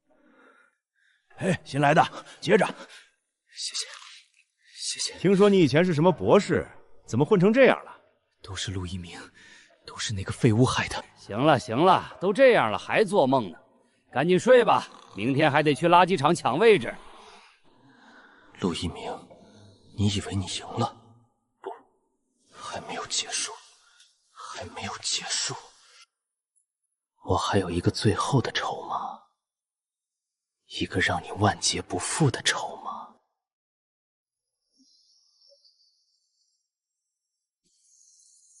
陆教师，第一批量子芯片已经下线了，良品率达到了95%。很好，比预期的还要高。3个月前我们还在为光刻胶发愁，现在居然已经量产了。陆教师，您真是神人。陈院长，不是我神，是咱们的团队神。没有你们，我一个人什么都做不成。秦院长紧急召见，生产线这边你们盯着。眼镜蛇，一个国际黑客组织，专门从事网络攻击和技术偷取。他们曾经多次对全球各国的核心科研机构发动攻击。刘磊那种人怎么会和黑客组织扯上关系？如果他真的加入了眼镜蛇，那接下来他们很可能会对我们发动网络攻击，目标是窃取量子光刻机的核心技术。秦院长，我请求加强生产线的网络安全防御。另外，我需要一支顶尖的网络安全团队。准了，从今天起，网络安全级别提升到最高级。刘博士，听说你曾经是陆一鸣的手下败将，那是过去的事了。现在，我要让他付出代价。你的计划是什么？这是我对陆一鸣技术硕的分析。他的量子光刻机虽然先进，但有一个致命弱点：量子态的稳定性依赖于超导环境。只要我们能破坏它的超导冷却系统，整个生产线就会瘫痪。破坏物理设备，这可不是我们的风格。我们只玩网络。谁说我要破坏物理设备了？它的超导冷却系统是由一套智能控制系统管理的，只要能黑进这套系统，让温度失控，整个生产线报废，高，实在是高。而且我还有最后一招，如果能在攻击的同时植入一个逻辑炸弹，那么就算他们修复了系统，逻辑炸弹也会在特定时间引爆，让一切重来。哈哈哈哈哈哈！刘博士，我果然没有看错你。好，我给你最精锐的团队，放手去干。光夏今天乖不乖？乖得很，就是下午有点闹，可能是想爸爸了。光夏，爸爸在这儿呢，想爸爸了吗？一鸣，你最近是不是有心事？怎么这么问？你回家的时间越来越晚了，而且经常走神，是不是出什么事了？是有点事，刘磊失踪了，可能加入什么黑客组织，要对我们的生产商下手。那怎么办？别担心，我已经加强了防御，而且我不会让任何人破坏我们好不容易换来的一切。一鸣，我知道你身上担子重，但你也要记得，你还有我们。不管发生什么，我们都在你身边。梦瑶，谢谢你。好，我马上到。生产线那边有点异常，我得去看看。去吧，小心点。陆教授，从2个小时前开始，我们的防火墙就不断遭到试探性急攻，攻击方式非常诡异，像是在试探我们的防御漏洞。是眼镜蛇的风格，他们这是在踩点，为大规模攻击做准备。能防住吗？目前还能防住，但如果他们发动饱和攻击，我们的服务器可能扛不住。把天河1号的算力调过来，接入生产线防御系统。另外，这是我设计的量子加密算法。量子加密？这不是还在理论阶段吗？理论已经成熟了，只是一直没机会实战。现在正好拿他们试试。他们发动总攻了！什么？第1道防火墙被突破，正在启用费用防火墙。量子加密算法部署完成，核心数据通道安全。不要慌，他们的目标是超导冷却系统，重点防御那里。他们真的冲着冷却系统来了！我来手动加固冷却系统的防御，你们拖住其他方向的攻击。这是什么？普通的攻击不可能有这么强的穿透力。是逻辑炸弹。刘磊在攻击中植入了逻辑炸弹。逻辑炸弹？那就算我们防住了，它也会潜伏在系统里，随时引发。那就把它找出来，就地拆除。陆教授，已经3个小时了，您休息一下，换我来。不行，这颗罗多基炸弹的设计思路我很熟悉，只有我能找到它。找到了，这就是逻辑炸弹。没错，它的触发条件是3天后的午夜12点，那时候正是生产线满负荷运转的时候。如果那时候引爆，整个生产线都会瘫痪，而且可能造成设备损坏。刘磊，你还是这么阴险。不过，你以为我会上当吗？这种逻辑炸弹的设计理念是嵌套式触发，拆除一层，下面还有一层。如果不了解它的架构，强行拆除只会提前引爆。那你有把握吗？如果是别人设计的，我可能没把握，但这是刘雷设计的，他的思路我太了解了。最后一层了，这一层是情绪触发，如果检测到攻击者的情绪变动，就会提前引爆。情绪触发？代码还能检测情绪？不是检测情绪，是检测攻击者的操作节奏。如果操作出现犹豫、停顿、加速等异常，就会被判定为情绪波动。从现在开始，我的操作必须保持绝对稳定的节奏，不能快，不能慢，不能停。陆教授，别慌，我稳住。是梦瑶发的信息，光夏发烧了，让我回家。那您快回去吧。不行，攻击还没结束，我不能走。光夏不哭不哭，爸爸马上就回来了。喂，120吗？我孩子发烧了，请快来。结束了，我们赢了。陆教授，怎么了？梦瑶发信息说光夏发烧了，1个小时了。那您还愣着干什么？快去医院啊！这里交给你们。是急性肺炎，需要住院治疗，还好送的及时，再晚一点就危险了。谢谢医生，谢谢医生。您先别激动，孩子会没事的。您去办住院手续吧。光夏呢？光夏怎么样了？一鸣，医生说再晚一点就危险了。对不起，对不起，我来晚了。你为什么不来？为什么不回信息？我以为我在和黑客战斗，不能分心。对不起，对不起。两位，孩子需要安静，你们别太激动。现在孩子已经脱离危险了，你们可以进去看看。光夏，爸爸对不起你，爸弟来晚了。一鸣，我不怪你，我知道你在做什么，光夏也不会怪你的。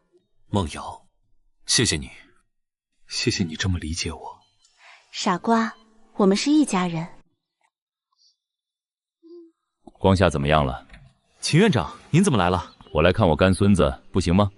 秦院长，您太客气了。小家伙，听说你差点吓倒你爸爸，以后可不许这样了。这小子有性格。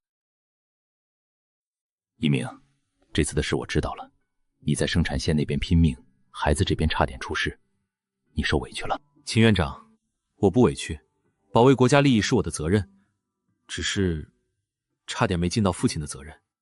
你已经做得很好了，而且你有个好妻子，她懂你，支持你，这是你的福气。是我的福气。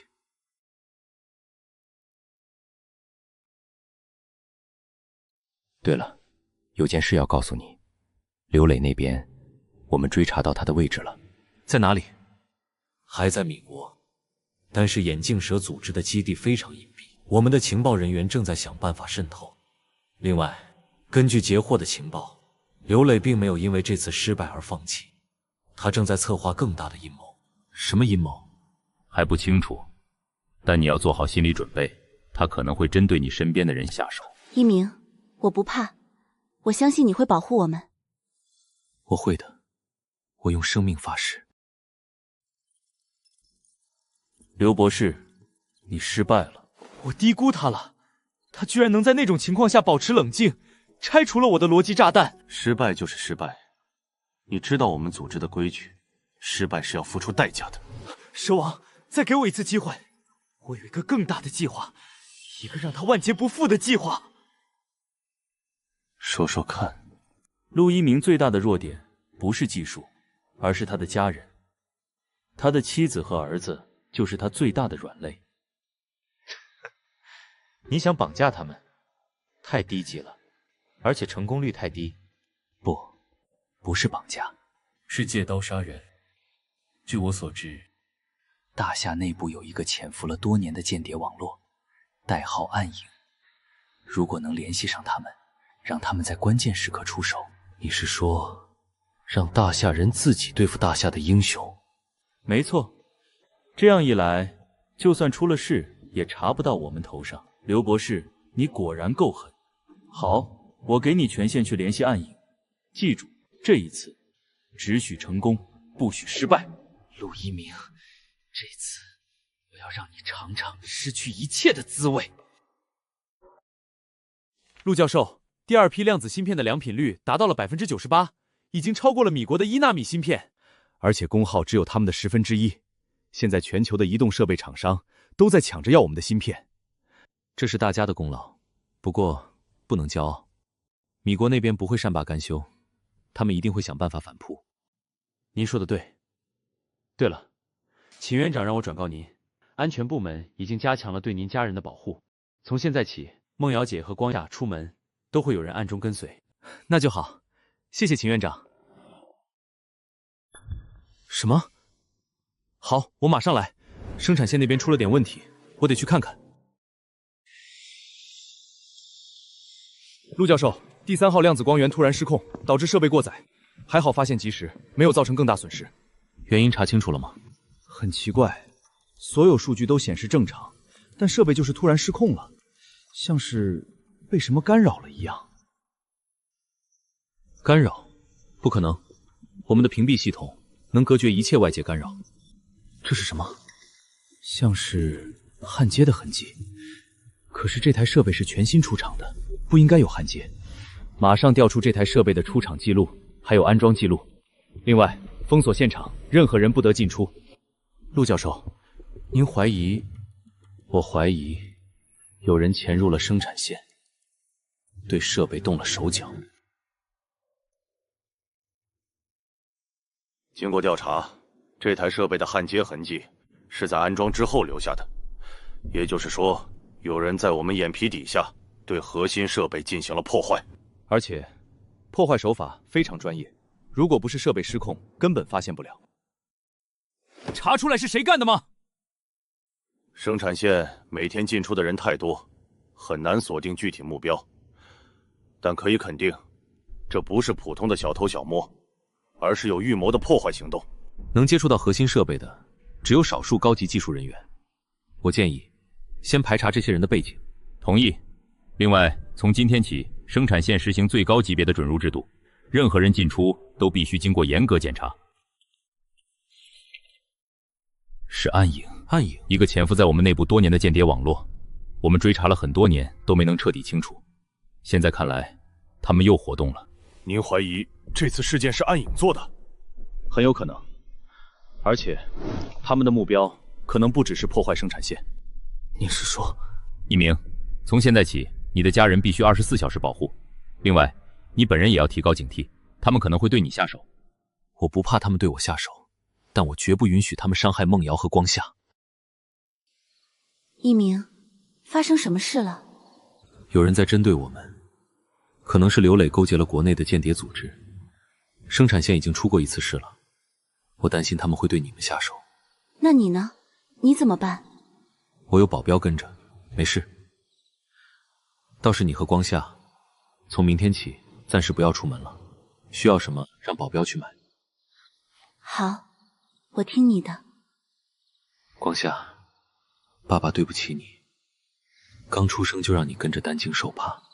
一鸣，你别这么说，你是在保护我们，也是在保护大夏。光夏长大了，会为有你这样的爸爸骄傲的。梦瑶，谢谢你，谢谢你一直在我身边。谁？可能是野猫。目标确认了，确认。陆一鸣的妻子和儿子，他的软肋。真的要对他们动手？陆一鸣是国家的功臣，我们这么做是不是太残忍了？收钱办事，不要有妇人之仁。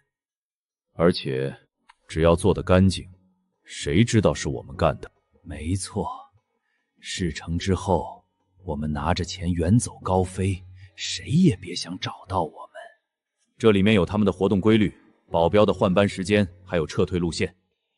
记住，只许成功，不许失败。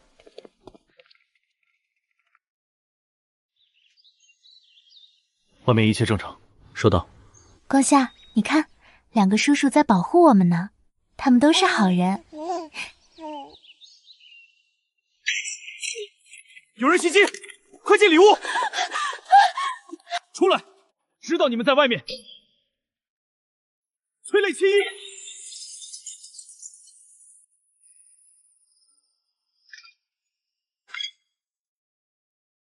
光夏，光夏！从后门走，快！放下孩子，饶你一命！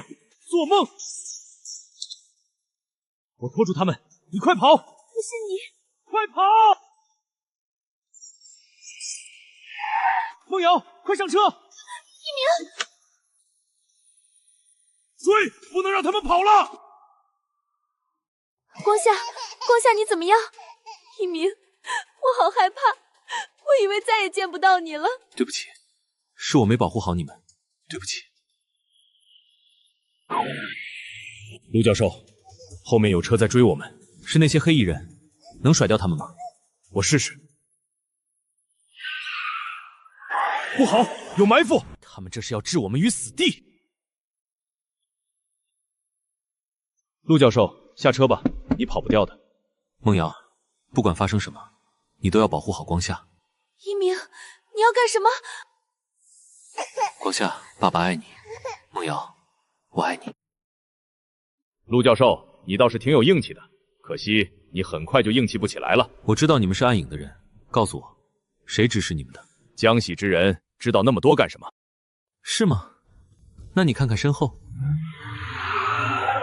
暗影的人，你们被包围了，放下抵抗，束手就擒。这怎么可能？你以为我真的会一个人来送死？从接到梦瑶求救电话的那一刻起，我就通知了秦院长。你们的一举一动都在我们的意料之中。陆一鸣，你够狠！不是我够狠，是你们太蠢。动我家人，就要做好付出代价的准备。一鸣，我以为……没事了，都结束了。一鸣，你这一招以身作饵，可是把我吓得不轻。万一有个闪失……秦院长，我相信您，也相信咱们的战士。好了，回家吧，接下来还有很多事要处理。一鸣，今天吓死我了，我以为再也见不到你了。对不起，让你受惊了。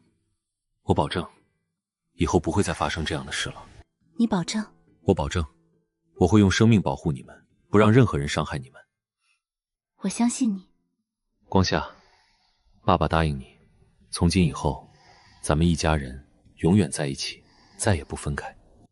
刘博士，这就是你所谓的万无一失的计划。我没想到陆一鸣会这么狠，用自己的家人做诱饵。够了！因为你，我们损失了最精锐的黑客团队，还暴露了暗影这条线。你知道组织为此付出了多大代价吗？蛇王，再给我一次机会。机会？你已经没有机会了。把他带下去，按规矩处理。不，蛇王，我还有用，我还有最后一个计划，一个能让陆一鸣万劫不复的计划。说。我要亲自去大夏，我要当面和陆一鸣对决，在网络空间用我最擅长的技术和他决一死战。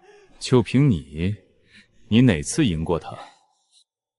一鸣，这次暗影被一网打尽，你立了大功，上面说了要给你嘉奖。秦院长，嘉奖就不用了，能保护好家人就是对我最大的嘉奖。说起来，刘磊那小子现在应该成了丧家之犬吧？眼镜蛇组织这次损失惨重，肯定不会轻饶他。这种人活该。我总觉得事情没那么简单。刘磊这个人我了解，他越是走投无路，就越会疯狂。我担心他会有最后的反扑。啊！情报部门刚刚截获一条消息，刘磊已经潜入大夏，目标是量子光刻机生产线。什么？秦院长，我请求启动最高级别的网络安全防御。另外，我要亲自去坐镇生产线。好，我陪你一起去。刘博士，这里的网络环境太差了，攻击速度会受到很大影响。哼，没关系，我设计的病毒不需要高速网络，它只需要一个接入点。接入点？什么接入点？这是量子光刻机生产线的网络动路图，我研究过。他们的核心控制系统虽然防御严密，但有一个致命的漏洞：员工使用的个人终端。我的病毒就能顺着这个终端潜入核心系统。可是生产线肯定有严格的规定，禁止员工使用个人终端吧？规定是死的，人是活的。我已经调查过了，生产线的技术主管有个上大学的女儿，而他女儿最近正好在找一个实习机会。你是说用他女儿做饵？没错，只要他女儿收到一封实习录取通知的邮件，点开附件，病毒就进去了。刘博士，您真是太狠了！陆一鸣，这次我要让你亲眼看着自己辛辛苦苦建立的一切毁于一旦。陆教授，我们已经按照您的要求升级了所有防火墙，应该没问题了吧？防火墙只能防住常规攻击，刘磊这个人最擅长的就是不按常理出牌。陆教授，有情况。是攻击吗？是试探，他在找我们的漏洞。找到了，就在本市。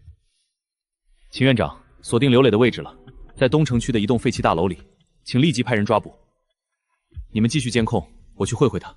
陆教授，您一个人去？放心，我不是一个人，秦院长的人会配合我，而且我想当面问问他，为什么要走到这一步。陆教授，我们已封锁了整栋大楼，里面有3个人，应该就是刘磊和他的同伴。能强攻吗？不行，他们在大楼里布置了炸药，一旦强攻可能会引爆。那就让我进去。什么？不行，太危险了。刘磊要的是我，我进去，他才有可能放弃抵抗。而且，我想和他谈一谈。可是，相信我，我有分寸。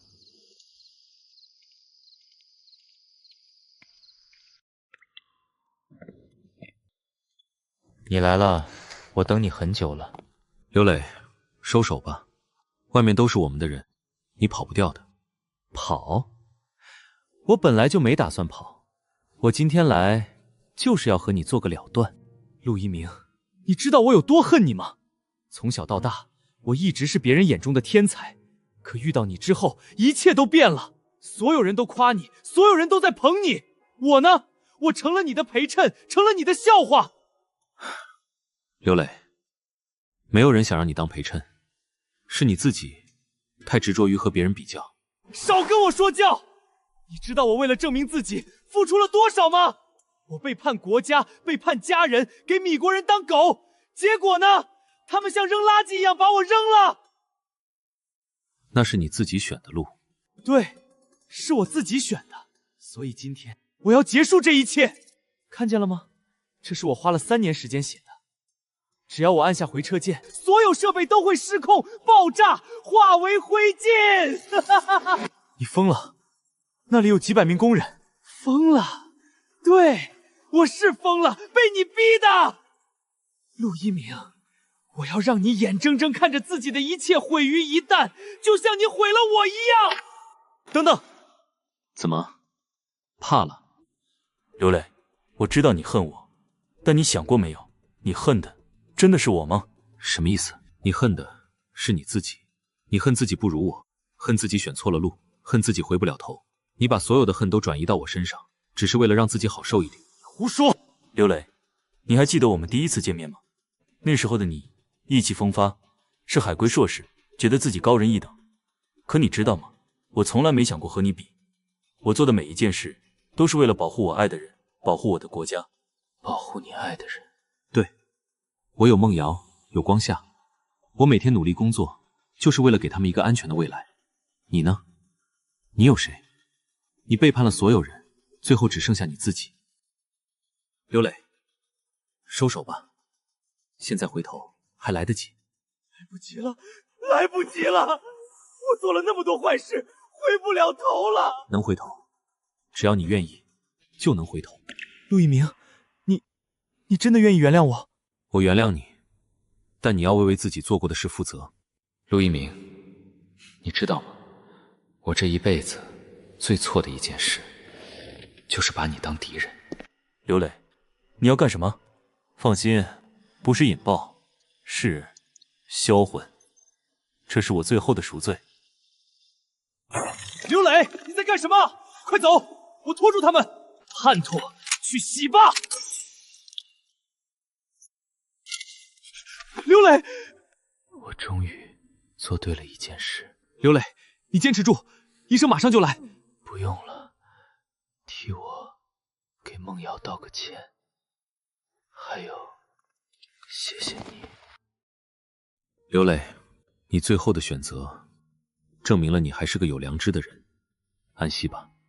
一鸣，别太难过了，他已经用自己的方式赎了罪。我知道，只是有时候想，如果当初他能想通，也许一切都不一样了。一鸣，人各有命，他走了，但大夏的芯片事业还要继续，你肩上的担子还很重。我知道。陆教授，您猜猜咱们的量子芯片已经出口到多少个国家了？多少？50个，全球1半以上的国家都在用咱们的芯片。谁能想到，3年前咱们还在为光刻机发愁，现在居然成了全球芯片霸主。这不是我一个人的功劳，是无数人一起努力的结果。陆教授，外面有人找您，说是从非洲来的。非洲？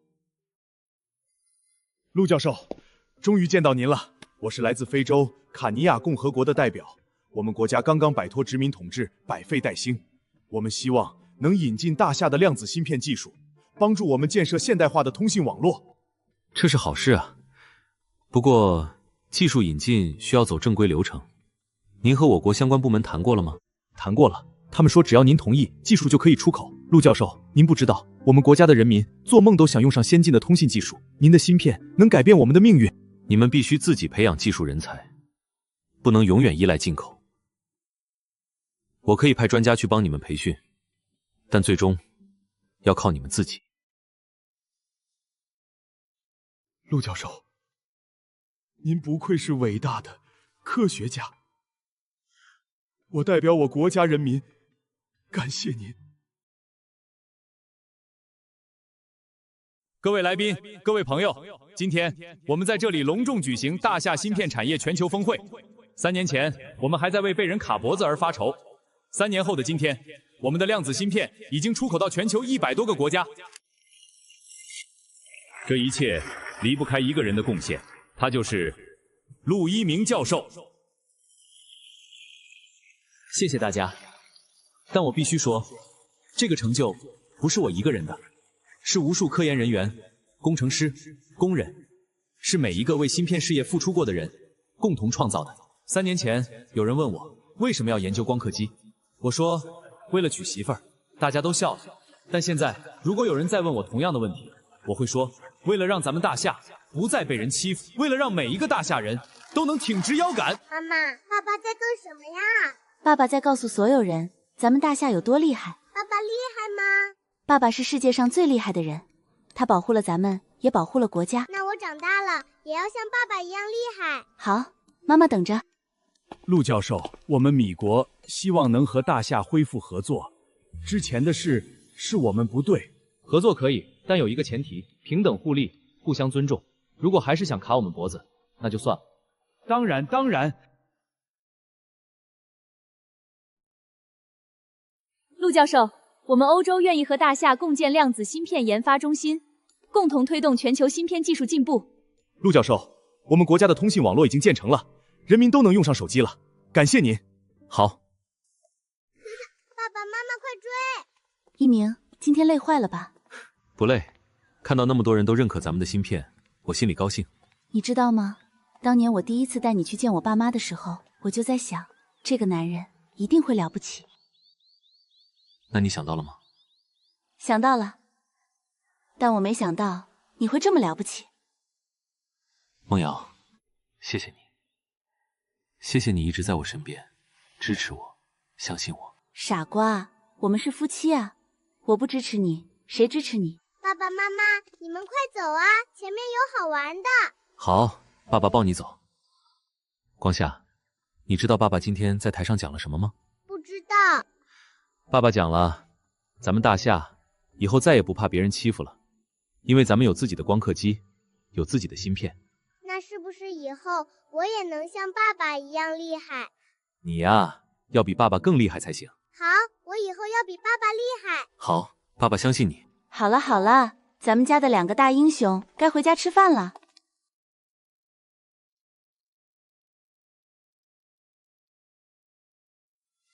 陆爷爷，您当年研究光刻机的时候，真的只是为了娶媳妇儿吗？是啊，就是为了娶媳妇儿。不过后来发现，娶了媳妇儿之后，还得给她一个安稳的家。再后来发现，一个家安稳了还不够，得让整个国家都安稳才行。陆爷爷，您是我们所有人的榜样。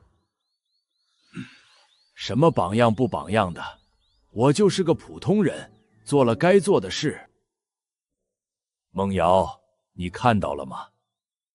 咱们大夏的芯片已经是世界第一了。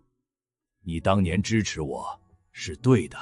陆爷爷，听说您儿子光夏现在也在搞科研。那小子现在在搞量子计算机，比我的芯片还厉害。他说了，要比爸爸更厉害。这一辈子值了。